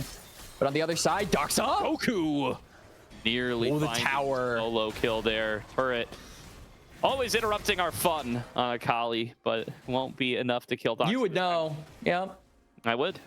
And these guys are playing your two mains. What? Yeah. What do you actually think of this matchup? I gotta ask you. Good for Orianna pre-6. I think post-6 Akali makes it really, really tough. You just can't really often catch her and stop her from getting on top of you once she has perfect execution. Before that, it's a tough matchup, but of course, Goku's kind of cheated his way out of that with that early game. What you was putting it down. You was absolutely sprinting it on my screen. I think he just didn't realize he had taken aggro already. Yeah, that was a very perplexing move from the jungler of Weber State as he runs straight into the tower. I think he was trying to give it a hug, but you know, we're no longer in a pandemic, but I think that the turret mid lane 1 is still wearing the mask, doesn't want to get anywhere near. Ooh, Sendy, another jump in here. Did a nice job kiting around. Goes in for the jump. That one gets flashed by Devin. Still, the damage output is just too much. Meeps putting in the work to buff up that damage. And Sendy will come up with a second kill in the bottom lane. They might need, with you having a little bit of struggles here. They absolutely are going to need a hero, and that hero coming in from the bot lane. But I'm going to take a bit of a different route here. I'm very surprised that Rapid is only up a half camp compared to you, given the fact that this Trundle has literally died twice, Gordo. Somehow, the Nocturne is the same XP as the Trundle, who has been set behind in every sense of the word this game. really not good for a champion that wants to hit level 6, and if he has that advantage, could make a huge play that impacts his team, possibly saves his bot lane. Oh, Goku tick 6 does get caught by the shockwave though, so he will go down. Well wow. by Doxa to catch him in that shockwave. That's the exact maneuver I was just saying is super hard to do consistently. He catches him there, and that avoids going down. And then he also gives the shutdown over to Mystiquez. Honestly, that is a massive trade over to Komodo, as it's another kill that they receive. And the gold given over to Weber, and not going to be bang for buck, which means that I would still favor them in the fights, despite Weber being up around 1,000 gold. Komodo are actually going to swap and possibly give, you know, Devin and Pika Pika, who have been having it pretty rough in the bot lane, at least some cordiality in the top side, but you can already see Bard and Tristana are following them around, Gordo. Yep. Goku doing his best to take these aggressive trades here, knowing that the shockwave is down. He can get into range, he can win out those exchanges, knowing that he's not at risk of getting shockwaved back onto, especially against Phase Rush. It's going to diminish some of that poke damage compared to something like an Airy or a Comet. Doxa goes up, gets some fruits. Good maneuver there. Gets his health back, but note that Perfect Execution going to be back on up here soon. And this is a dangerous 1v1 in that state. You collecting the dragon with some help from Batao. Given that Rapid's up topside, that's going to be an easy secure. It is indeed, as Weber coming out victorious in this game, this early phase. Those grubs going to be up in about 30 seconds. Rapid has yet to hit level 6. Will so do that on the Wolves. But you have to keep in mind, Paranoia level 1 is very short ranged. So the opportunities for Rapid to actually get the jump onto Weaver State without being seen by vision are very rare, as he will be seen on this River Ward trying to join in this 2v2. Yeah, the frustrations of trying to actually click on Magical Journey, hitting Sendy there a little bit, as it gets tough on some of those angles. You know, if you don't get it does. On the right part of the portal, absolutely. Auto-pathing tries to take you around the wall, which is exactly what you're not trying to do. So you coming on up here slows being found by Mystiquez, and there's a perfectly placed pillar. Sendy gonna find the shots off Explosive Shot, and he is a dead man walking, or is he? Just a couple of L left, and there goes the ultimate from Rapid. Paranoia, flash over the wall. Sendy gonna make it a 1-for-1 trade. He's also gonna die to the Braum in the same moment. You going to try to clap back, but you gotta give some respect to Devin on this Jinx. Still, Rapid taking way too much damage. Goku tumbling into the back line, doesn't quite connect. The Shuriken flip, but a stun on a Doxa, opening up an opportunity. He catches Goku inside of the Shroud, and it'll give the kill back over to Devin. Mystiquez has no mana. Excited Jinx now gonna force the flash out of Mystiquez, and Komodo turn a bad situation into an actually positive trade. Yeah, in particular, they finally get the Jinx on the board, as now he might be taken off the board. Maybe. Yes, yeah, Chompers. I mean, he's gonna have to flash. Nicely done. The Bard Trundle duo just, they have too many slows. You're gonna have to pay some respect to get out of there. Still, the big win for Komodo is not in the kills. It's just in the territory that they buy on that top side. Rapid, the first one onto those grubs with passive, and just having that AoE. You should be able to secure 2, if not all 3, as it doesn't look like Weber have any interest in actually contesting. That's pretty big, you know, similar to what we said in game number 1, where the Yorick can really make use of those grubs and be a threat on the side lanes. I think the same applies to the Scion, as Doxa is very dead. Shockwave. I'm pretty sure he's dead. Oh, okay. Nope. Flash will get him the space he needs to escape, but forced out of lane and forced to expend the flash. Well done by Sendy, flexing those early game Tristana muscles here. Yeah. Sure, as a lot of attention being paid toward the bot lane, but you know, kind of going back to that topside fight, the big thing definitely going to be that Jinx gets their first kill of the game. And I mean, you look at the CS and it's not too different from either one of the ADC. So even though Devin is definitely behind in economy compared to Sendy, it is starting to get better, and that is certainly something that is a positive for a champion like Jinx, who will eventually outscale Tristana, as I feel that is a character that really runs on empty and has to continue their barrage of aggression in order to stay relevant, especially as relevant as a late game Jinx. You know, we haven't paid a lot of attention to the bottom lane here, but Alorum having himself another solid laning phase up against, this time, a counter matchup. Batao drafting the Aatrox into the Scion and still finding himself without really an individual advantage. Don't know exactly what intricacies of the lane have played out to cause this result, but seen a lot of decimating smashes landing from Alorum just to get some good harass damage back onto Batao. And now that he's got the heal cut in the inventory, it's kind of tough for the Aatrox to actually force him out of lane or even come out ahead in these trades. Like, just look at him. He's just slamming this guy. Yep, the Giga Chad Alorum strikes again. As just like last game, you know, Batao is trying all these fancy combos. Throw the ghouls at him, summon the maiden, you know, trap him in the cage. And then Giga Chad Alorum, nom nom nom nom nom. Definitely another champion that is devouring the minions before him to get bonus health. Alorum exhausting the pool of champions that do that here and finding himself. Oh, Doxa. Kill out of Doxa, by the way. Easy execution for Goku. Once again, do want to give some props to Doxa. He's timing these shockwaves well to connect them. That time, it makes no difference whatsoever. It absolutely doesn't. And also, I kind of feel like Doxa should have saved that shockwave, as, you know, Goku, not only did he use his ult, but he also used his flash. That's a lot of resources expended by the Akali. And ahead of this dragon, if you can TP, if you respawn now as the Orianna, your team is able to fight for the dragon and you have shockwave, that is a major green light for Komodo. But now they have no interest in fighting for the dragon. They have no control over the bot side, so they're just going to give over the second one to Weber.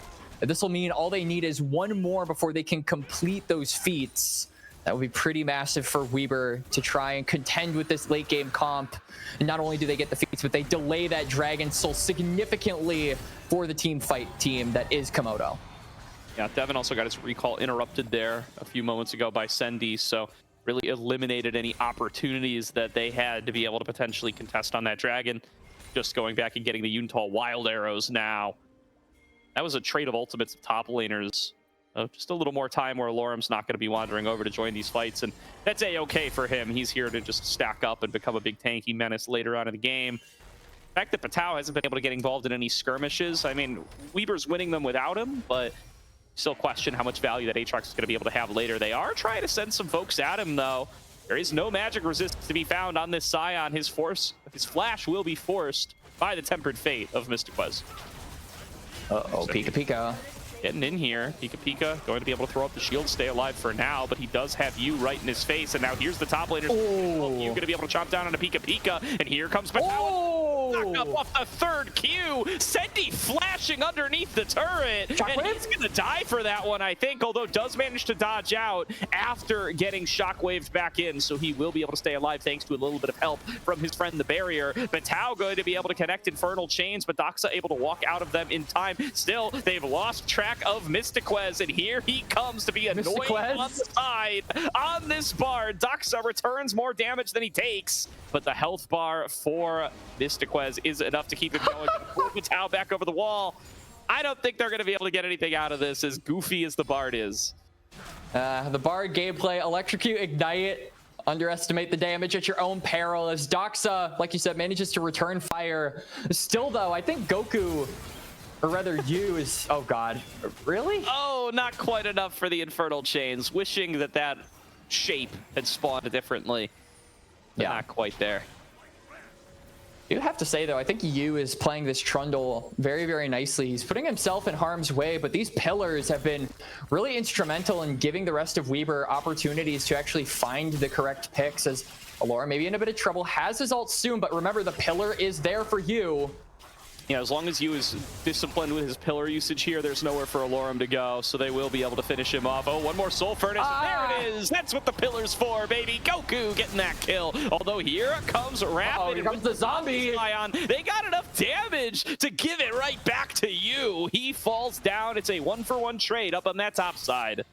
I don't think Rapid wants the extended fight here. Goku is 2 levels up. This is not a good idea. Rapid, what are you doing? Goku going to fight the unspeakable terror. Kali facing down the weakest Nocturne you've ever seen is horrified and has to back on away. Sendy now going in for a jump of his own. Not going to be able to find the stun onto Hope. Exhaust. The minion bait! The minions! Minion autos, and they get it. The minions are the heroes for Devin. Getting them that shutdown gold, and it might be another one before two. Ashton, Pika Pika buffers Winter's bite and chomps down on the Mystic West. And it's starting to feel chilly a little bit for Weber State University. 9-9 now in kills. Komodo are catching back up in this second match.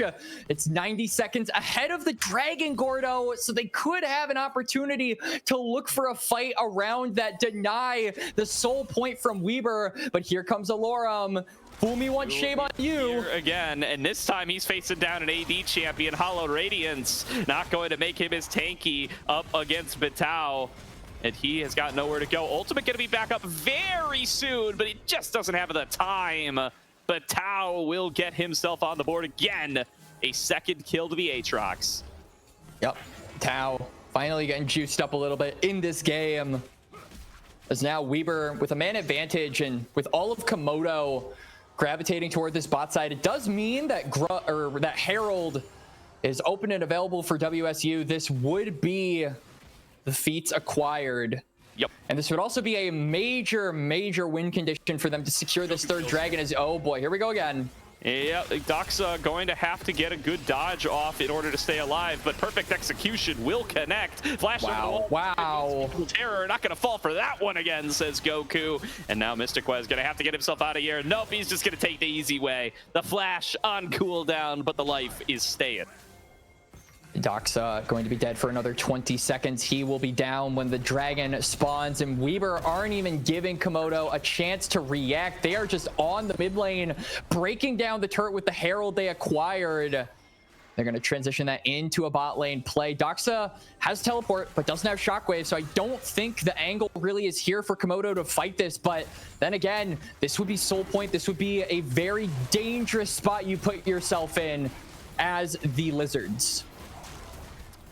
Komodo Dragons not going to contest for their kin this time. Weber going to get their third dragon, and now looking for their 12th Komodo as they come in on the side, trying to find Evan, and he is locked down and torn apart. Batao acted as a meat grinder here, just moving forward through the members of the fight. Will be able to finish off 2 of them. Now Goku crawling with Alorum. I don't think he can kill him solo, not against Hollowed Radiance. So Goku's gonna have to let Alorum go. Yeah, Alorum just a little too tanky at this point, like you said, with that Hollow Radiance. So it will be a trade at the very least for Komodo. I suppose if we're looking on the bright side for them, as there aren't a lot of bright points to look at this point, as it feels like Weber are taking everything on the map. They go from Herald to mid lane, they take the turret, they get kills, they get the dragon. This is all the things that they have gotten basically in the past 90 seconds to 2 minutes. So it is looking a bit dire for Komodo. So I feel like they just need some sort of accelerant, whether it's, you know, funneling gold into Devin, whether it's allowing Alorum to have more pressure on the side lane, call up a bunch of members of Weber. You need to have the ability to get more gold. Oh, they get it. They get more in time. Magical Journey puts them in position to block Alorum's potential escape. And they're going to have to probably let this guy go, though. It seems like they've kind of run out of tools in the tank. There's the Tempered Fate. And they turn off the tower. Buys you the time that he needs against his natural predator. And he will be able to escape. Goku getting another angle onto Doxa here. Will be able to land the shockwave. R2 still available. He will just use it to get outside of Rapid's damage radius. Oh, instead he caught in mid lane. Uh-oh! One more Mega Death Rocket will claim the kill for Hope, and now that's going to be an exposed turret. Goku gets one under the turret. Goku gonna get 2. No, he doesn't. It's an execution. Doxa goes long enough without taking the damage as this game is going to hell in a handbasket. Here comes another engage coming off on the other side. Winter's Bite launch himself in with a blast code. Immediately regrets it. Stun going to connect. It's only on a Pika Pika. They got to get this distance away from Devin before Devin starts to tear apart the whole fight himself. I think we're done, Quacks. I think we have a break. I think it's over. I think it's over. Komodo, though, fighting back in this game. Alorum falls on the top side, but I think Weber really overcommit. They send 3 members onto the 0 and 2 Scion, and as a result, they leave Sendy, they leave Goku. Komodo pick up those gold bags, and especially onto these prime targets. Doxa getting his 3rd of the game, and Devin finally getting some kills into his name. Now 4 and 3, very close to that 3rd item. I think if they can get that third item onto the Jinx by the time this dragon spawns, they actually have a chance at being able to fight on this bot side river. But if not, Weaver might just be able to acclaim that soul with little to no difficulty and little to no resistance. You know, you called out in the pregame that the hard thing about this comp for Weber was going to be getting resources onto all the lanes. Somehow they figured out a way to get resources onto all the lanes. It looked like Batal was the odd man out for a while there, but now he's 3 kills deep and is looking plenty strong to be able to engage in these team fights. Mystiquez is slowed up. They see him. TP for this because the Otacon has already fallen so low. Goku here on the threat. There's going to be the Otacon nearly stolen by the Mega Death Rocket, but it will be secured by U13. Batal on the back. Batal on the back. In the middle of the pit to be able to get Rapid down low. Batal flashing forward, looking for the CC. Goku's in there, but he gets executed as soon as he arrives. Can't even cast the perfect execution. Batal still finding good damage off these Darkened Blades, but not enough to actually finish anybody off. Sendy's over the wall, has to flash away from Decimating Smash. Buster shots back away Doxa. Alorum is alone in the front line, getting taken down by every member of Weber, and with everyone's damage combined, they finally take the Scion off the board. Weber, they claim the Otacon. They trade 1 for 1. Goku goes down, but it is still a worth it trade for them at the end of the day. Komodo now staring down a very dangerous situation. Dragon up in 40. Devin does not have his 3rd item of the game. Sendy as well does not have flash. So both AD carries in a bit of a precarious situation going into this game, or rather going into this fight. But Weber have so much to gain by winning this. Not only would it be soul, but it would be a chance to go to game number 3 to keep their playoff hopes alive. The only CeeLo organization here in ACL Summer, here to rep all of that scene. Whether they like it or not, they are those representatives. Shout out to Pocus coming in with the raid, by the way. Check out the final ACL playoff qualifier match. Goku coming in on the flank. Oh no, Devin! Fate has found 2, and that means Devin is done for. That kill going on over well-deserved to Mystiquez, but look at Rapid on the back line. Can't get the damage to stop anybody. And Batal going to force the flash outside of Doxa. Alorum getting slowed up on the opposite side. You going to continue to chop down on him. There's the unstoppable onslaught looking to get onto Batal, but they cannot connect it. Oh, they got him! Doxa takes him down with the ball over the wall. And it will be 1 kill back over to Komodo, and it might be more if they're not careful here. Mystiquez bitten off more than he can chew, forced to flash away from the Decimating Smash, but Dragon Soul in the cards and will be secured for Weber. Devin just found by the Tempered Fate, the Jinx, having no real way to be relevant in that fight without flash means Komodo lose their main piece and aren't able to accelerate the fight in their favor. Rapid tried to turn it with that Paranoia cast onto the back line, but was unsuccessful. So Weber get the soul. They get so much gold as Mystiquez. Mystiquez solo kill. Hey, How about that? no one understands the Bard. I don't understand the Bard, and I think the Bard is going to be done for here before too long. Takes the Magical Journey, throws down the Tempered Fate. Doesn't matter. He will be cut down. Goku arrives, has U13 at his back. Will he take the tumble? He does. He's looking for Pika Pika. Perfect execution is popped. Looking for the execute on the R2. Stunned up, though. Can he get out of here in time? Doesn't throw it down. Paranoia going to let Rapid chase him down and make it a 1-for-1 trade. Sendy arriving. Sendy. Back up his jungler, but you gotta worry about Hope. Sendy sending it right on top of it. Oh my God! Up, creating the space with Rocket Jump. Avoids the Decimating Smash. Moves forward on a Rapid. Gets another reset, but the blow up from Alorum Soul Furnace will get the trade back. Meanwhile, Batal on the split push the whole damn time. That is a 3 for 4 in the extended trade, I believe. Yeah. It is, but still, I mean, that damage on Sendy is absolutely nuts. He's got 3 items now. This Tristana is online, and Batao is bloodthirsty. Yeah, I mean, that's Infernal Soul Aatrox right there. 3 Darkened Blades, 3 sweet spots, and 1 kill into the hands of Batao. Batao with a redemption game here in game 2, as Alorum now in trouble yet again, caught on the sides, nowhere to run, nowhere to hide. Has the flash, but it's not going to do him any good, and Mystiquez knows it too, dropping the BM, Gordo. Mystiquez is jamming this game, man. There's a fine line when playing Bard between strategic genius and absolute chaos, and Mystiquez is riding it. He is having such a good game on this Bard. And despite all the times that we say, what is he doing there? Isn't he getting caught? He's only died twice. Yeah. Fewer than everybody on the map except for Batao, and he's constantly making plays. It's being very proactive, linking up with you as well, something we said they needed to do, and I think this is the result. Okay, all right. Mystiquez facing some consequences for the first time in his life here. Or is he? He might just be setting up a play onto Devin. Devin's going to drop. It's a double kill and an instant to Goku, and I spoke too soon. The line continues to be written by Mystiquez as he's going to get away with murder. Mystiquez just continues to set up these plays, these scenarios where his team thrives.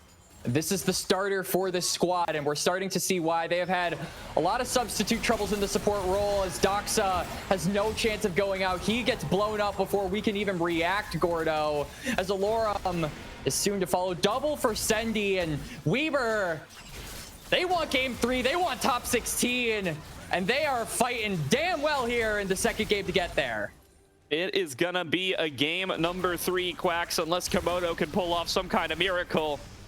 The paranoia pop trying to isolate a key target. Into the back line goes Goku. Into the stasis to buy the extra time. Jumps himself out to safety. Makes it a double kill to Batao. And Weber State University strike back in game number 2. The 5-man tempered fate out of Mystiquez to put a final exclamation point on the game.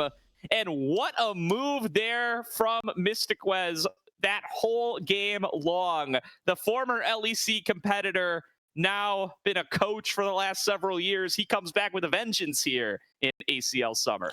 Mystiquez played an absolute banger game on the Bard. We wanted to see them pull out all the stops, and they have been doing that in this series, Gordo. I think, like we said, we really wanted to see you and Mystiquez link up on that Bard and that Trundle combo, be proactive in the early game, set things up, and they did just that. From the Dragons being claimed by them early, all the way to just finding Alorum on the side lanes, they were omnipresent in game number 2.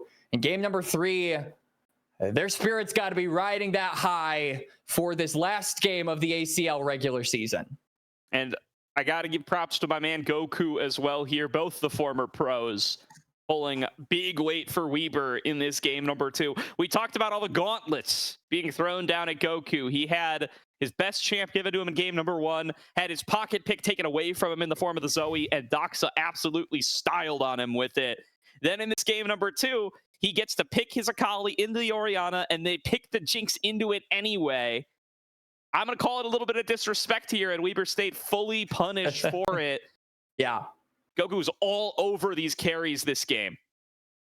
He absolutely was. I mean, you want to look at just the effects of that, just look no further than Devin in this game on this Jinx, right? Obviously had a few moments where he could have, you know, made something of the Jinx and gotten back into this game, but even so, like, they were constantly burning his flash. So even when Jinx was able to get a kill, even when they were able to get gold, when they were able to match that economy that is necessary to be that carry, they were without a defensive summoner spell. The very next fight, they would be the main target, and they would have no real way to actually get out of that situation. Add on to the fact that there was very little peel from the side of Komodo, from the side of Komodo, and it was just a recipe for disaster, and that disrespect really catching up with them, like you said, Gordo.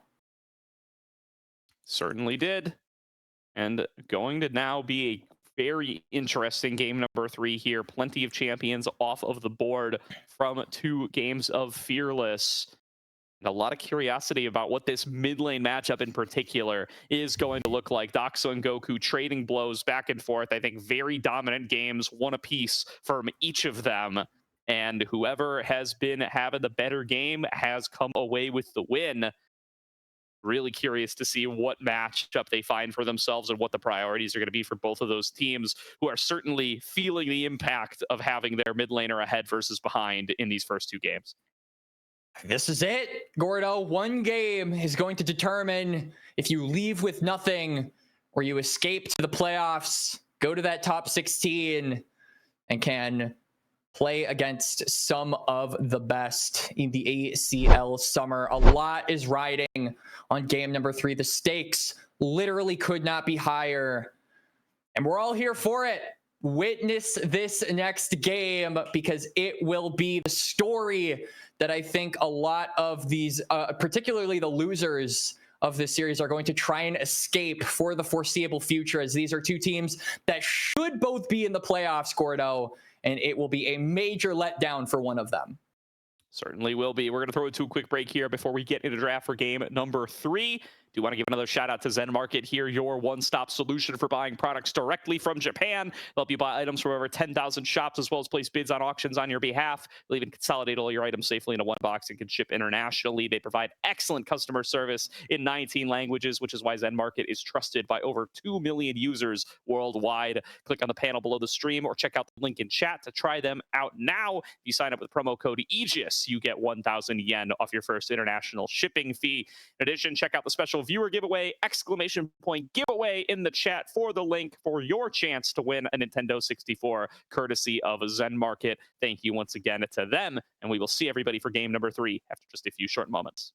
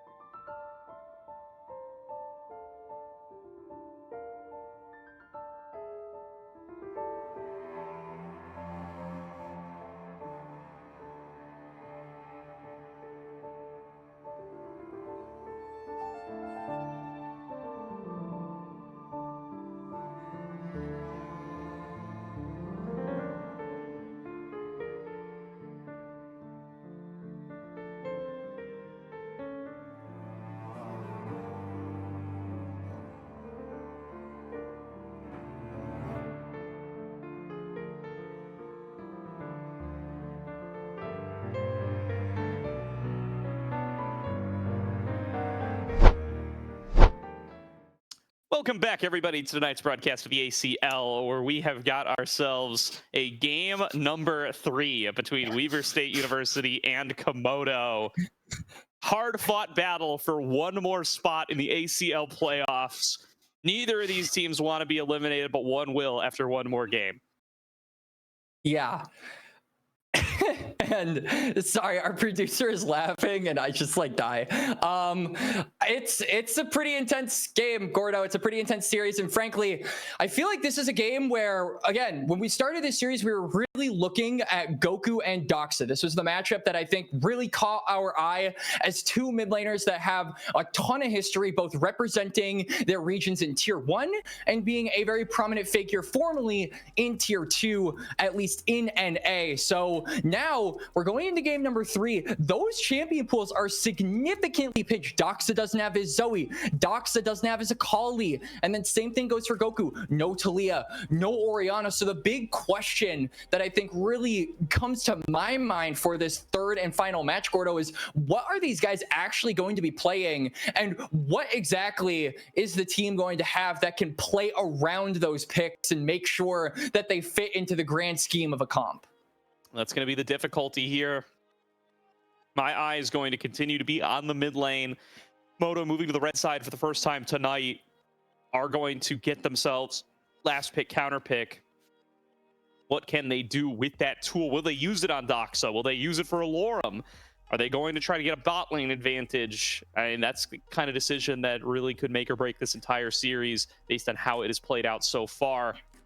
There's going to be jungle bans still being focused onto against Rapid. A lot of respect being given towards the opposing jungler from Weber State, who themselves have U13 that is also drawing some respect bans on stuff like the Belva.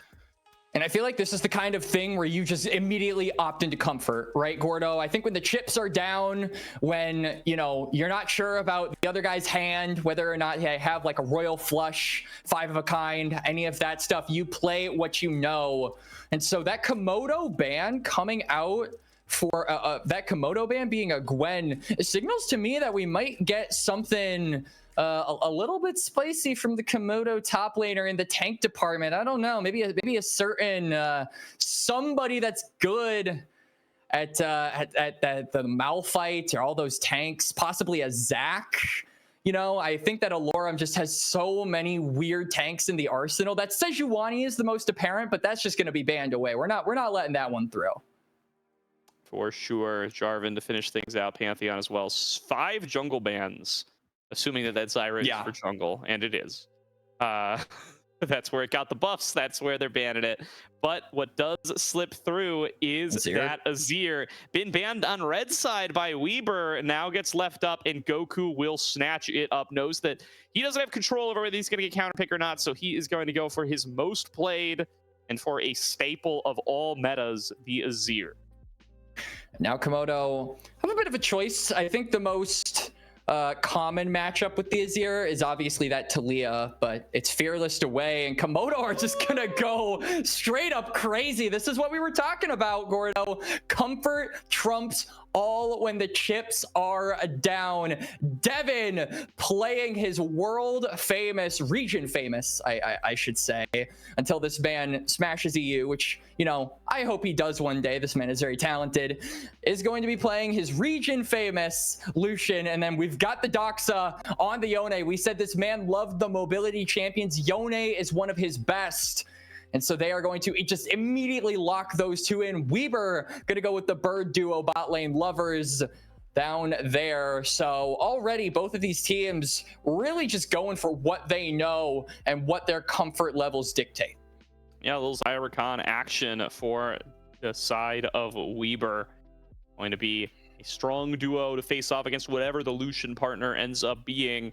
Got the full suite available. The Braum not available because of Fearless. So I actually do think you got to take Nami or Melio. Probably Nami right here right now. Otherwise, you could get them both banned away. So they will take the Nami to finish things out for their first round of draft. And my big question is about what exactly we're going to be seeing from Devin in this game, because Gordo, I don't know how much LPL you watch, but a common thing that a lot of LPL AD carries are doing, in fact, a common thing that a lot of Lucian Nami combos are just doing in general, is Lucian will rock the Ignite plus the Electrocute to just really add into that, you know, giant screw you in the bot lane early on, and really abuse the fact that that combo has to be as aggressive as possible. So not sure how comfortable Devin is doing that, but it has been a pretty common theme whenever you see Lucian Nami in a competitive setting. But that does have its drawbacks, right? It is very feast or famine, and Weber are definitely drafting with late game in mind. That Azir is obviously the biggest proponent of that, but Xayah as well, I think, has a lot of good scaling that most people really underrate when looking at this champion. And these have been bot laners and bot lane duos that like to fight in the laning phase. They've been duking it out all series long. Last game especially, lots of engages coming in from that Tristana on the side of Devin, and finding a lot of success alongside the Bard of Pika Pika. So let's see, of the Bard of Mystiquez and Sendy, rather than Devin and Pika Pika. But really good performances from them so far, and now two fighty bot lanes drafted up against one another. To see who comes out on top. Top lane bans coming through on both sides. A Mumu ban as well, taking another option away from Rapid, presumably. And there's a Zac. There's a little bit of a chance that this could be Flex top lane. I would love to imagine, because I literally called that Alorum might throw in the Zac. It would make me look like an absolute genius. Put that one on the reel, by the way. But it's a legitimate threat, I think. I think that Zac top is a super underrated pick, and if Weber don't pick something with like innate heal cut here, it could be really deadly, especially because they already banned the Gwen and the Mundo, which are notoriously two matchups that Zac top really does not like. I think it could have a lot of value, as Gnar is going to be the lock-in along with that Skarner to finish out the Weber comp. So very team fighty, very skirmishy in that late game, and, you know, kind of showing Komodo that they can match that same style they pulled out in game 2 and possibly do it better for game 3, as the Malphite will confirm the Zac in the jungle. So a very beefy top side being drafted here by Komodo. It puts a lot of pressure on Devin and Doxa to, for lack of a better word, be him. They have to be him. Gordo. They do. And I mean, like, they're covered on magic damage somewhat. Like, at a glance, you might be concerned about damage. Zac does magic damage. Yone does magic damage. Malphite does a little bit of magic damage. You like trickle it in there, and so I think that it is going to be a pretty decent damage profile, where you look at it a little bit deeper. Deceptively so, but I do agree. And then Weber, of course, with both the Azir and the Xayah, I think they're the better equipped team to be able to deal with big tanky frontliners, which is good because they have to face down two of them in the form of the Zac and the Malphite. They are going to be big disruptive forces diving to their backline, thanking God that they have access to Featherstorm for Sendy, but Goku positioning going to be absolutely critical here. Everybody can combo with the Emperor's Divide if they are able to get a good one off. Tao and you both appreciating a little bit of terrain generation coming in from the mid laner here to be able to get some of those big fat combos on through.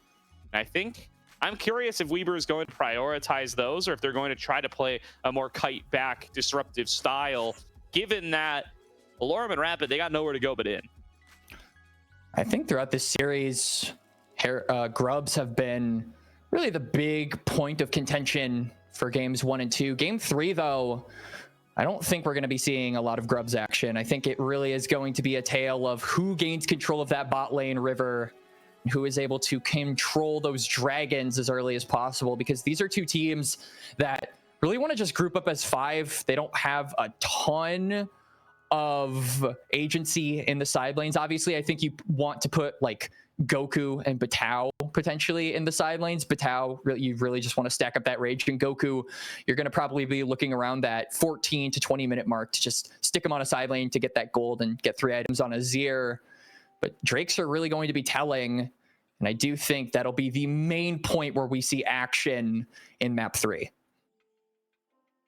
Now, a few moments to go until we are on to the Rift for game number 3. Got to think back to the stakes here.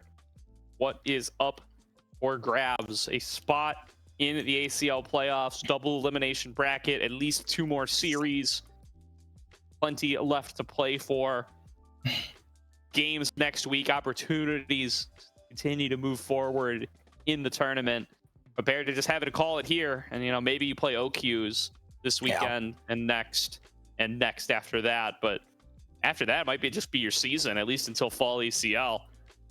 Certainly do not want to have to sit out for that long, and would be kind of a new experience for I think a lot of these players, especially the ones on Komodo, but even Weber made some playoffs. Been competing deeper in CLOL, competing deeper in Aegis, and expected to be able to do that here as well. And I think the big thing to look at here for game number 3, along with those dragons, we have often talked about the ubiquitousness of the junglers here in the series, how you and Rapid have to be proactive and be the guys moving first. Well, I think in game number 3, you have to turn that up to 11, right? Because you're going with 2 champions that are very comfortable being low economy, not having those resources, not needing to full clear, not needing big item breakpoints like we've seen in games 1 and 2. Skarner and Zach are more than comfortable to sack their own game in order to get their lanes ahead, and we need to see that in game number 3, because these lanes, particularly these bot lane 2v2s, are going to dictate who gains control of those dragons and who can get the scaling in their advantage first. A little bit of momentum in the side of Weber here. Feeling good and confident at the end of that last game. You could see it as Mystic Wes started to hit the gritty on him. Started to drop Tempered Fates on 5 men in front of the Nexus. Got to keep that confidence about you, but recognize that it's a new game. You are no longer ahead. You can't play as free as you once would in game number 2. Still, the confidence is important, especially after a tough game number 1. Komodo got to remember how dominant they were in that game number 1 and how dominant this team can be. It is another delayed invade, but this one feels like it's been snuffed out. They have seen them, and you could see Doxa moving up to the top side. A Goku maybe there to follow, but still, this is a bit of a pickle that Yu has found himself in, as he's going to go down to the Raptors, but there's a ward in there as well, so they know exactly where that Skarner is. Will he be able to secure the camp?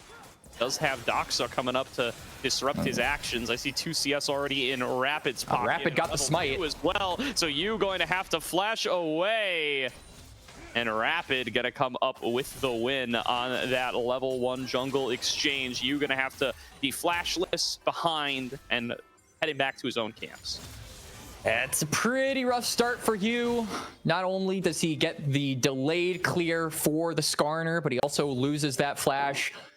Not the worst thing in the world is, I don't think Skarner, especially with that Ishtal's impact, it's not like it has any crazy interactions with Flash that allow you to cover more distance, but still will prevent him from being a little bit more proactive on the map, which is, like we said, what he needs, and will also give Rapid a bit of a tempo lead. You can already see he's on that bot side, looking to get down to where Devin and Pika Pika are, just so that he can make sure this Lucian and Nami get to be the dominant factor in this lane.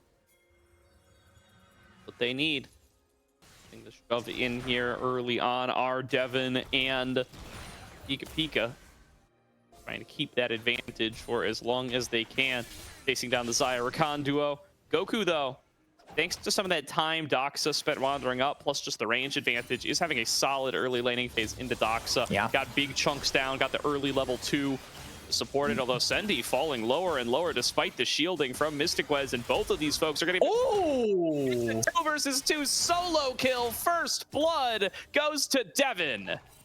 Devin going for the easier target, as he could have looked for Sendy, but Sendy had flash, so didn't look for that. Instead gets the kill onto the Rakan. Than it first looked. He's going to be able to transform. Ow! Clapping back after a full series of bullying. It's a solo kill to the Weber top laner.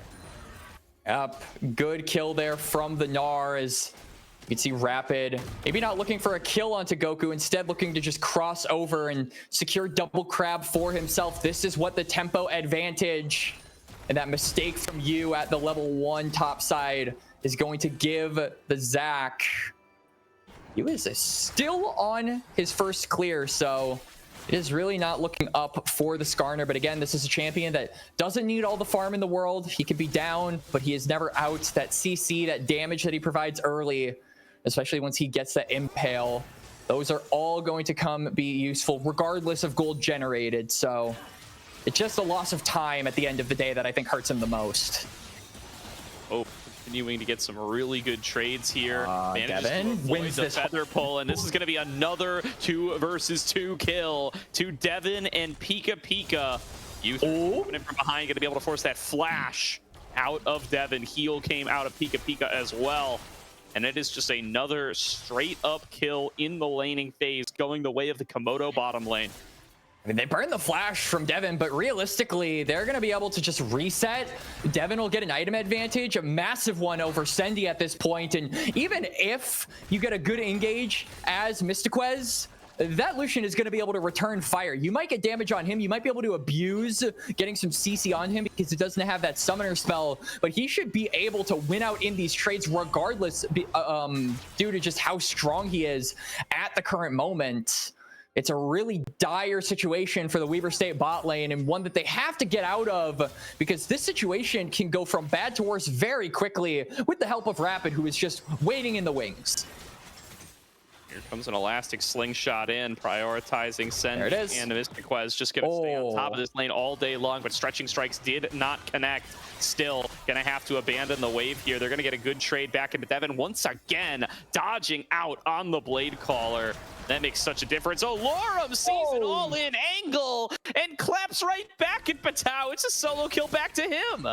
Yeah, Lorum hitting him with the rock solid special. A solo kill for the Malphite, and Batau without teleport as well is gonna miss out on a bunch of resources. That is a huge win after the initial solo kill by the Nars. Rapid is right back to where he started. Oh, another double stretching strike into the double bubble from Pika Pika.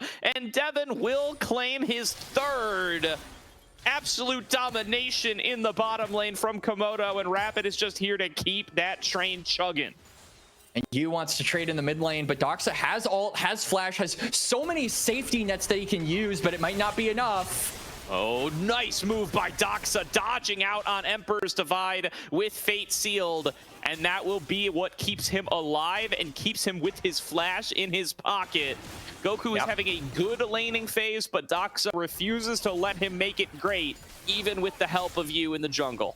I mean, Doxa is sacrificing a lot of his health to just keep up in CS with Goku. And honestly, I think that is a really solid plan. Like, if Goku doesn't have the ability to actually kill you, you should be sacrificing that health, because I mean, Goku hasn't managed to really make use of the push he's had in mid lane. You can see that tower is still plenty healthy. Azir hasn't even gotten a single plate, so this is a really good spot for Komodo, even in the lanes that they are stalemating.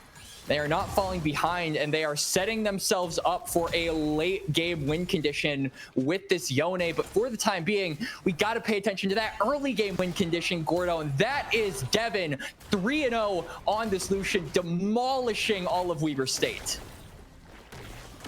Now, U13 continuing to duke it out with Rapid inside his own jungle. Olorum has found himself. He has ult soon. And he just there it is. Back. It's another solo kill to Olorum's Malphite. And Goku is watching his lanes collapse around him in a series that's been defined by which mid laner is able to get ahead. They're both 0-0 and 0, and Komodo are dominating. Rapid's not done yet. Yu does not have ult, but he does have flash, so he will just use that to get out. These grubs should be claimed by Komodo, even though Alorum backs. He does have teleport. It's actually looking like they're going to concede them. Batau is on respawn, so that is actually, along with the mid lane push, it's going to be enough to push them out there. Like we said, though, grubs not too scary for this game, given how little side lane threat both of these teams have. Dragons really are the priority at the end of the day. Doxa, a little bit of damage there, but only going to watch the grubbies fall. Weaver gets a little bit of something back there for their efforts. despite how well Alorum has been performing in this top side. And it will be, hopefully, an opportunity for Weaver to be able to come back and take some of these plates, because they have fallen My God, they have to leave turret because they know Rapid is here. This is awful for Sendy, who doesn't have flash, doesn't have ult. He's got nothing, Gordo.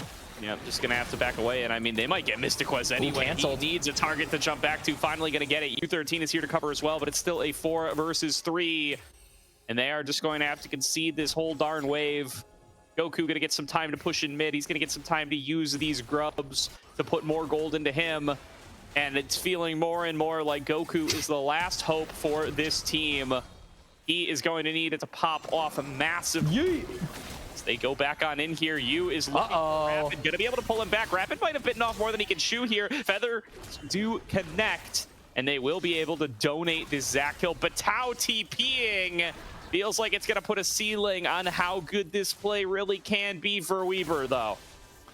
Weaver got a kill. They finally get something for Sendy, but I agree with you. I think it's a little bit overkill from them, and it's going to mean that Alorum burns another teleport. It will be the unsealed spellbook, so not the worst thing in the world. It's only really 1 plate for the Malphite, but it still just goes to show how jumpy Weaver are playing this game. They are very cautious at this point. They do not want to funnel more gold into this Lucian. They don't want to give Komodo any more momentum than they have already gained. So it's just that teleport feels like a reactionary play to prevent that accelerant from going faster. Because now we have lane swaps, Gordo.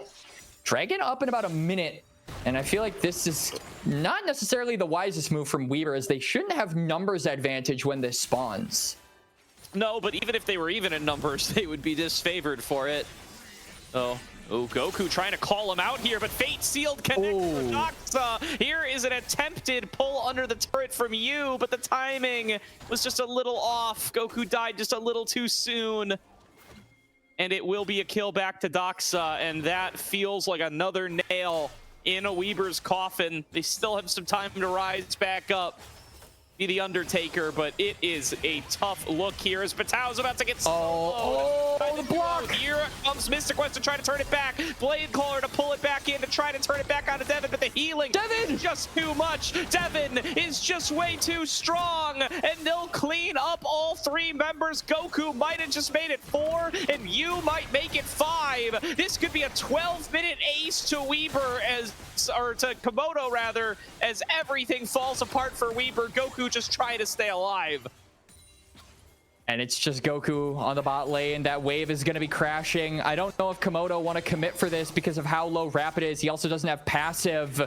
With Drake up, they think the better of it, but still 4 kills over to Komodo at just over 12 minutes into the game. A massive amount of gold continues to be funneled into this Lucian, now 6-0-1, averaging a kill every 2 minutes, Gordo. And this is the kind of reason why you pick Lucian Nami. Beautiful stuff here from the likes of the Komodo bottom lane. Ahead in droves, and leads for the other lanes as well. Such a strong performance out of Komodo coming up in this game number 3, where all the chips are down and everything is on the line. Yep. Drake going to be secured by Komodo. Patao just casually proxy farming.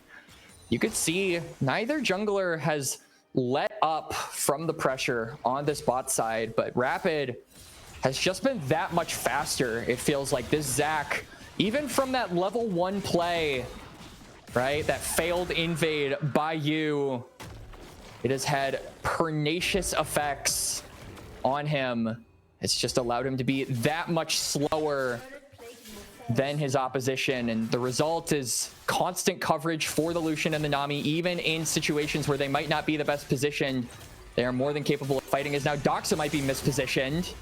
They're going to be pushed back away by Goku. TP is being response. channeled. Alorum is going to pull this fight up. They focus everything on Doxa. He gets the sweep before he gets stunned. Rock up, and solid! Alorum for the knockup. It's a double kill to him in an instant. Already a positive play for Komodo, and it might just get worse as he was getting chased down by Rapid, barely dodging out of the stretching strikes. And Weber just can't get a play in their camp. Komodo continue to take control over every opportunity. It's a desperation play from Weber to try and get something done. And sure, they find a kill onto Doxa, but Komodo find two.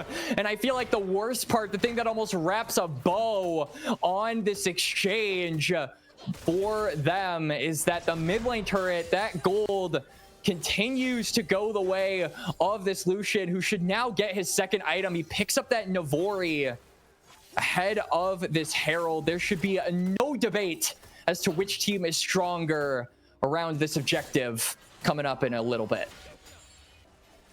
None at all. A 6K gold lead here at 15 minutes for Komodo. Rift Herald spawning up, and just another opportunity to maybe even get onto these inner turrets nice and early with how hard Komodo are snowballing this game. And Weber need some mistakes. They need some opportunities to capitalize on those mistakes. So far, it's been rock solid from Komodo, staying grouped together, assigning. Say that again? Appropriately. That's the Fantastic Four say that again meme with Alorum on the Malphite. Rock solid. This is the kind of game where you really wish that Alorum was rocking the Shamrock Malphite just to add insult to injury. I feel like anytime you have to see a good Malphite performance, it's either on this skin, the Darkstar skin, and the real Giga Chads have Broccoli Malphite. I do love me some Shamrock Malphite.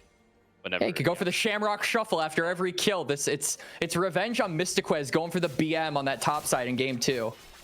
Yeah, I mean, Alorum clapping lanes, thunder clapping lanes, you might even say, over the course of the night, and showing up a big time here in game number 3. Oh god, don't tell me. Malphite. All right, does he die here, Gordo? No, place bets. I think he just unstoppable forces backwards, and he's out of here. Oh, he's waiting a little long to push the button. Does finally push it. There goes the flash. He's out of there. He gets out anyway. Is Batao out of here? Oh, Batao might even get a kill. Fancy footwork. One more amped up shot. Batao solo kill. Doxa makes a mistake. And an objective bounty in the bottom lane. This is good stuff for Weber. They just got like 3,000 gold. They did. It certainly is a good road to recovery, but they have to walk it first. And so far, it just kind of feels like they've been crawling all game. The big test, though, we have about 90 seconds. That Dragon will be up. Batao in a bit of trouble. Misses the ult. Yeah, but does get the double hop. And wow, wait, he's strong. Elastic slingshot still. Oh no, Devin! Devin, the flash feather pull. Sendy nearly gonna be able to take him down, but they just can't get that last little bit of damage. Mystiquez wants it so damn bad, but he's not gonna get it. And Devin, in fact, will turn it back on its head, picks up one. Rapid looking for a second. He's gonna find it off of the burn damage. I think that is just the dust in the inventory that was able to get him that last little bit. It's also, yeah, I think it was the flame effects, the burn there from Rapid, and manages to secure that Faded kill. Ashes, baby. Yep, Faded Ashes OP.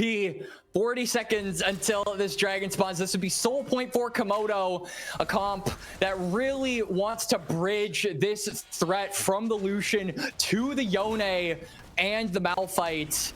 Dragon Soul could be one of the ways they do that.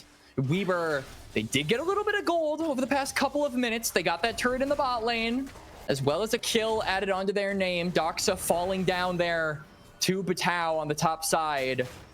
But we would be remiss if we said that it was going to be enough at this point. They are still down 6,000 gold.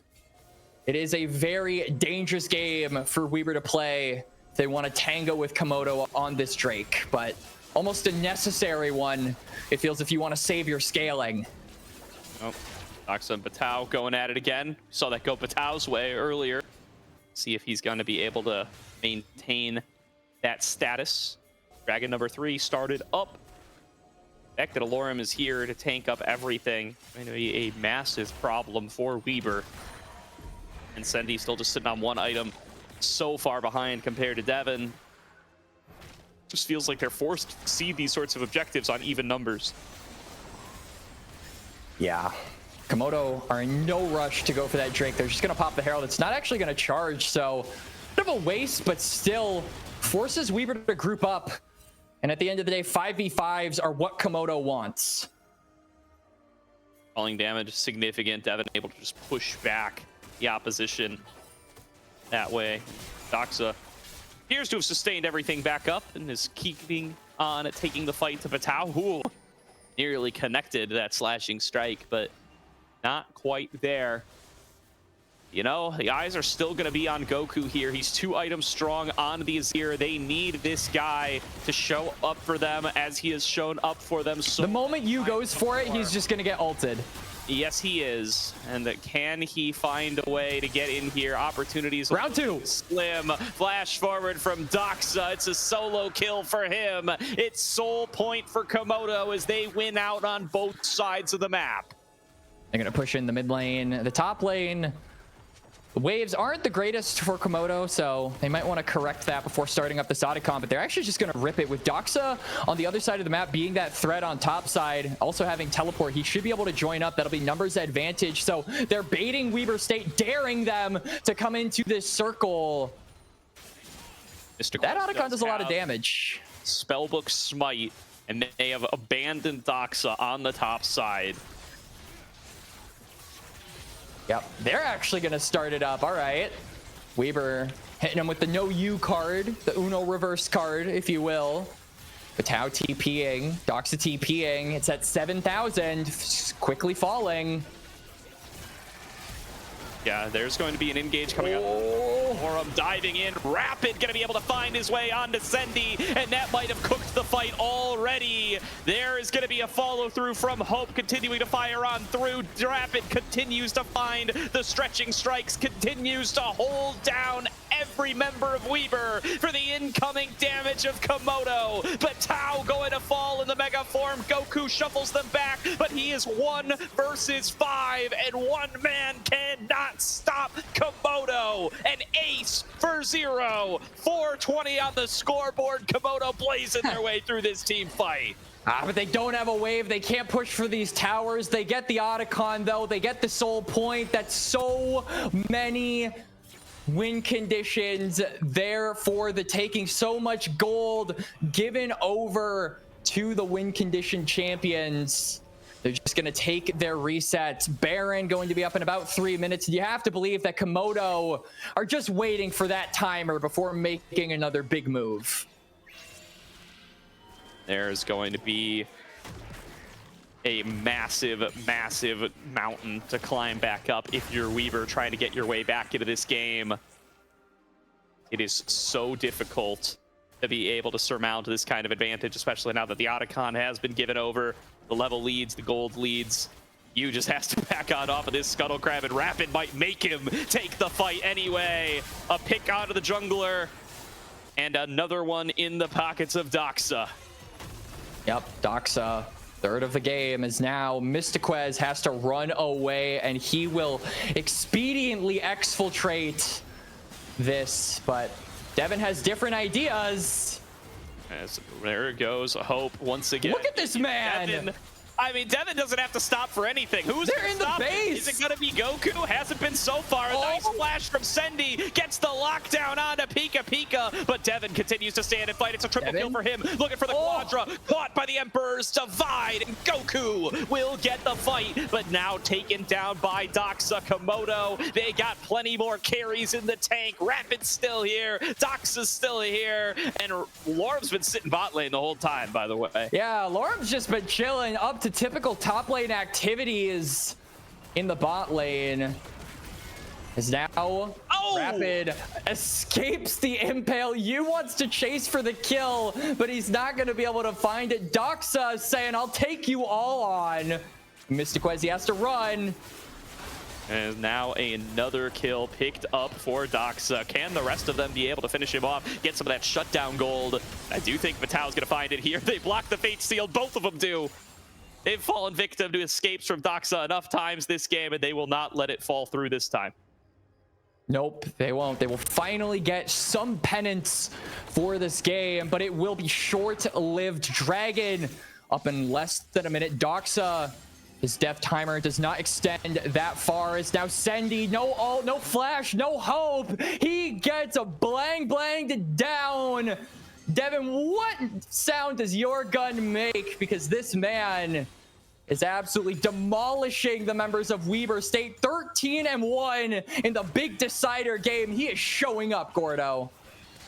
Huge plays once again for the likes of Komodo. It did lose Doxa, but Devin is an unstoppable force. I'm going to use puns on every single Malphite ability name this game. Which one hasn't I covered yet? What's the W called? Shoot, I don't know. This is your area of expertise. Yeah. I know. I'm supposed to know it. I'll think about it. Maybe it'll hit me later. But 3 out of 4 ain't bad. Yeah, it's pretty good. Komodo continue the siege in mid lane. 20 kills extra on their side. 6 turrets. Wait, hang on. This could be Dragon Soul. Our producer can just tell us. Can't he? Caddy? I don't know. Caddy can answer it. What's it called, Caddy? What's the Malphite W? Oh, hang on, Alorum's busy. They're getting into a fight here. The Baron going to be down below 5k HP. Can Weber secure this? This would be a huge objective bounty. Big shuffle. Goku to start things off. The fight's already doomed, and Rapid will claim the Baron buff. Doxa's into the back line, and Devin is firing away completely untouched. Komodo get 4 for 0. They get the Baron, and they are on the march into the base. And it's a surrender from Weber to end the series. Komodo, the Dragons roar to life at the last second. Into the top 16 they go. And sadly, the collegiate representatives will not represent their facet of competitive play in the playoffs, Gordo. Still, though, better late than never. That's all I gotta say. Yeah, Komodo, they make good on their seeding and their reputation. They retool their roster at the 11th hour, and it pays off. Welcome to the ACL playoffs, Komodo. A lot of members of the seeding committee wiping some sweat away from their brows right now. The tier 2 team does, in fact, make top 16 at the end of the day. And Pika Pika Doxa, our returning finalists, will represent in ACL playoffs once again. Take a bow, Devin, for that last game. This man had it so rough in the second match with the Jinx. Wasn't able to find those pop-off plays. Wasn't able to be the accelerant that his team needed. That late game hyper carry that we expected to try and get that 2-0. But game number 3, they get the Lucianami. They give him comfort. They let him cook. And he delivers a 3 Michelin star meal that punches Weber State in the face. What a showing here from Komodo. Weber made it competitive. They took it to game number 3, but they will not reprise their space in the ACL playoffs. They will have to wait for ACL fall until we are able to see this squad again. And I hope we do see this squad again. Me too. Still continuing to grow, still continuing to show so much, and only getting a Mystiquez here at the very end, but Mystiquez putting together a massive Bard performance with the time that he had. Hope that we can get a full season from him in the future. Yeah, it's definitely a disappointing outing, though, for Weber, a team that a lot of people, including myself, initially expected to be in that top 16, going to miss out on it. At Komodo, though, like we said, like this would have been a disappointing outing for these players as well. So either way, somebody would have left this series in very sad mood. For Komodo, though, I love to see these moves. I think Rapid really came alive in game 3 on that Zach. He understood the assignment, and he got full marks in my books. That Zach knew he had to camp bot lane, knew he had to stay there the entire time. I don't think I saw him visit top even once in that laning phase, Gordo. So huge props to him, huge props to Devin. Both of them stepping in, like you said, at the 11th hour to deliver some magic. that allows these guys to fly to the top 16. So I'm curious to see what they'll do in playoffs. Playoffs are looking pretty stacked now that we know every team that will attend Gordo. It's just a matter of getting those matchups out of the way, and that should shortly be of information that we can know. I'm actually curious, and I'm sure a lot of people watching are curious, when are we going to know the matchups for the playoffs? Hopefully very soon tonight. I've just pinged Duan. He was waiting for us so he can run the seeding algorithm. A reminder that for the 9th through 16th seeds, we do have a rating algorithm. It's explained in the rule book. There's a lot of math that I don't understand in there. That's Duan's territory. But based on strength of schedule and things like that, it will rank them. And it will determine who gets which seed from here on out. Again, that is only for the 9th through 16th seeds, of course. 1st through 4th and 5th through 8th did play their own GSL brackets to determine their own seeds. And then, of course, 9th through, whatever it is, 9th through 12th is locked. 13th through 16th is locked. But seeding within those is going to be based on that algorithm. So stay tuned for that to run. We will update the bracket as soon as we can, and there will be a ping in the Discord at that time. It looks like we will have a little interview with Olorum here from the victorious man himself. side. Always love talking to Olorum. He's a great job. He's a great fun to have on the broadcast. So we're going to throw it to a quick break there while we pull Olorum into the chat. We'll see you all in a few short moments, so don't go anywhere.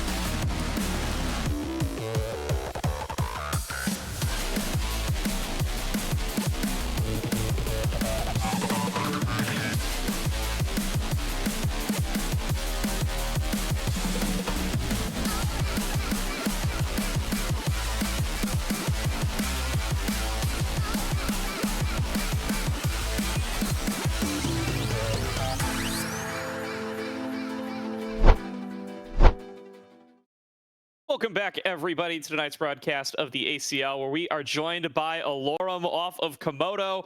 Welcome back to ACL playoffs, Olorum. It was a little touch and go there for some of the season, but you guys have qualified once again. Yeah, we're bad, but we're just good enough to be like the smartest idiots, you know? So there you go.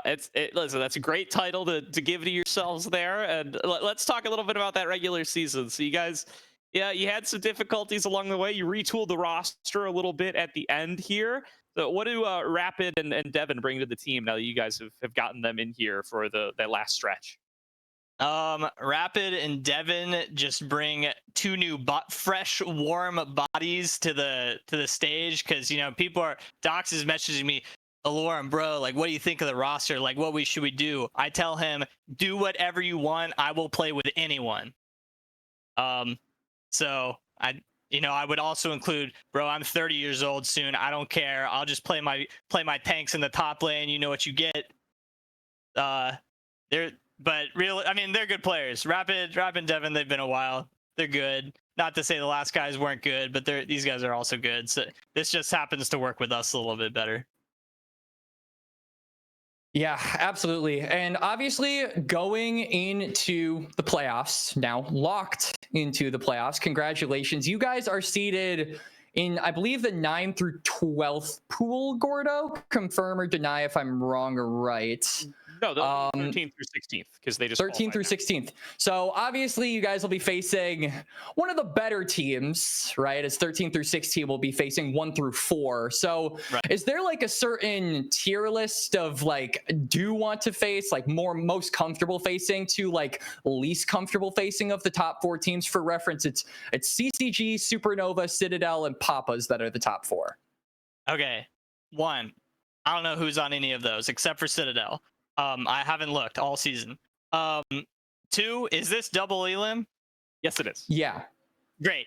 Let's lose. You've already seen, as soon as we lose and we're in the lower bracket, as much as we can lose, now we can start winning. So that's the plan. We're probably gonna go into it. We're gonna go into it. We're gonna lose real quick, have a little fun, and then we'll run the lower bracket just like we did this time.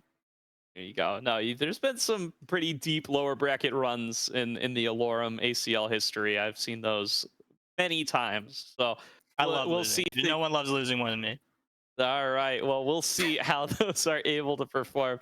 Let's talk about the matchup up against Matau here. Huge Malphite game at the end there. What makes you think this is a Malphite angle as it kind of comes on? And I know a lot of your tanks got banned away towards the end there, but anything specific? Is it just the bans, or did you think that Malphite works really well into what they had? I mean, I've always liked our Malphite into Gnar, and just like I said, how I love losing in lower bracket, I like getting solo killed and then sitting up in my chair and then solo killing him back. That's where I really thrive, is after I get solo killed. You know, I get a little angry, I get a little heated, and then I can start actually doing something. He's not bad. I've never heard of the guy before. I don't know if he's from NA or if he's new, but he's not bad. Okay, so yeah, I don't know anything about him. Do you know how old he is? Oh, that's a good question. To League PDI, go. Yeah, tell me his age. Tell me his age, because if it's too young, I've got bad news for him. I'm 30 in 2 weeks. If you check me out, I've got nerve damage on my hand now. You know, I got a nice, like, after my ski accident. If you're losing the nerve damage hand Alorum at 30, it's bad news. He's 24. Okay, that's, you know, he's old too. Never mind. Still bad news. He's over the age of 19. Old. All right. Well, big if true. I know how League of Legends goes. Yeah, I mean, who? It's just how Gen Z goes, bro. Like anyone who's over the age of like 18 is like bound for the nursing home any moment now. If you're over the age of 18, you're getting typing in the chat, "Hey, how's it going, bruh? For real," like stuff like that. You know. Well, all right. It's Karshiak and Season of Leaves. Everybody else is old to Alorum. For ACL. How old is Karshiak? He's like 18. Oh wow. Then he is old. 18 and older. Well, I'm going with the 19 cutoff because it makes the region feel better. All right. Yeah. See, as long as there's no 2 in front. Exactly. All right. Well, I don't have a bunch of other questions. I feel like we just got to watch what you guys do, and I'm excited to see what you guys are capable of now with the new revamped roster. I mean, the clock struck 11, like we said, and you guys managed to make it work here against Weber. So anyone else you want to shout out, any thank yous, any sincerities, any people that you want to mention before we go off tonight and are done with the broadcast? Shout out me for playing topside or on the top lane. Shout out me for solo killing Gnar a couple times, and shout out me for the first game win too on Cho'Gath.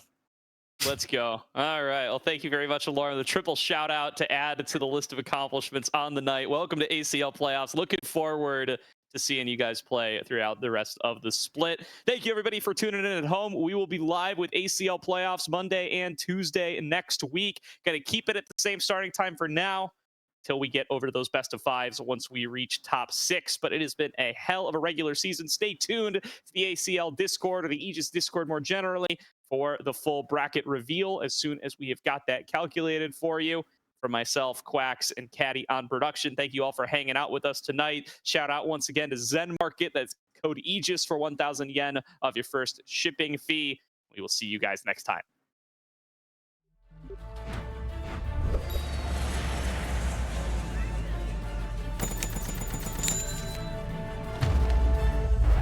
Bro, just use Zen Market.